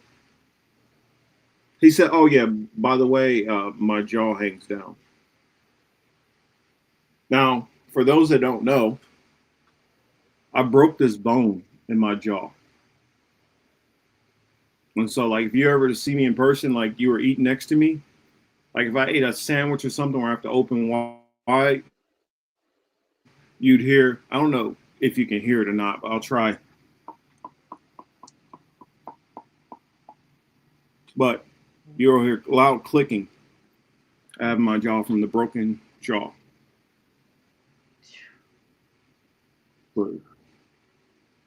But yeah, that's yeah, he's made videos on like all kind of people. He made videos on Franco, who we talked about earlier. He's made videos of a bunch of people. So that's a fun way to end the show, I guess. Jesus Christ. I don't know. I talked a lot on you, Teal, so I hear something. We need him on the show. I need to talk to him. Them, Salabim. Yeah. I need him on the show. Don't come bring that ass.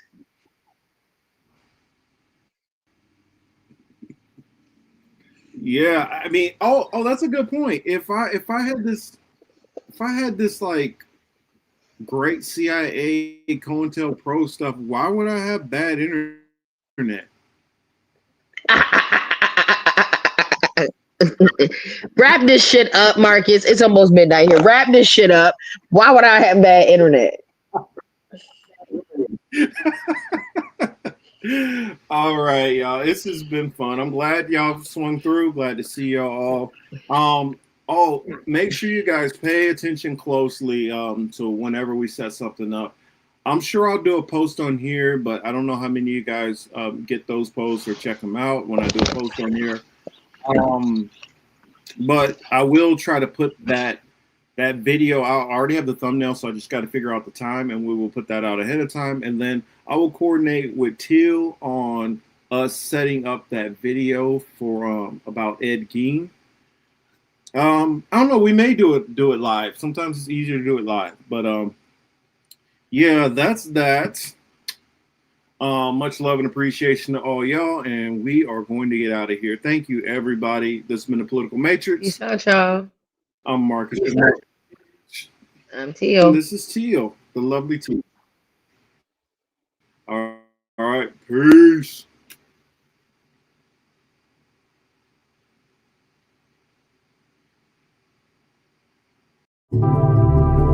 There is discrimination in this world, and slavery and slaughter and starvation. Governments repress their people.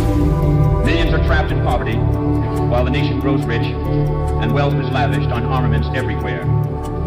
These are differing evils, but they are the common works of man.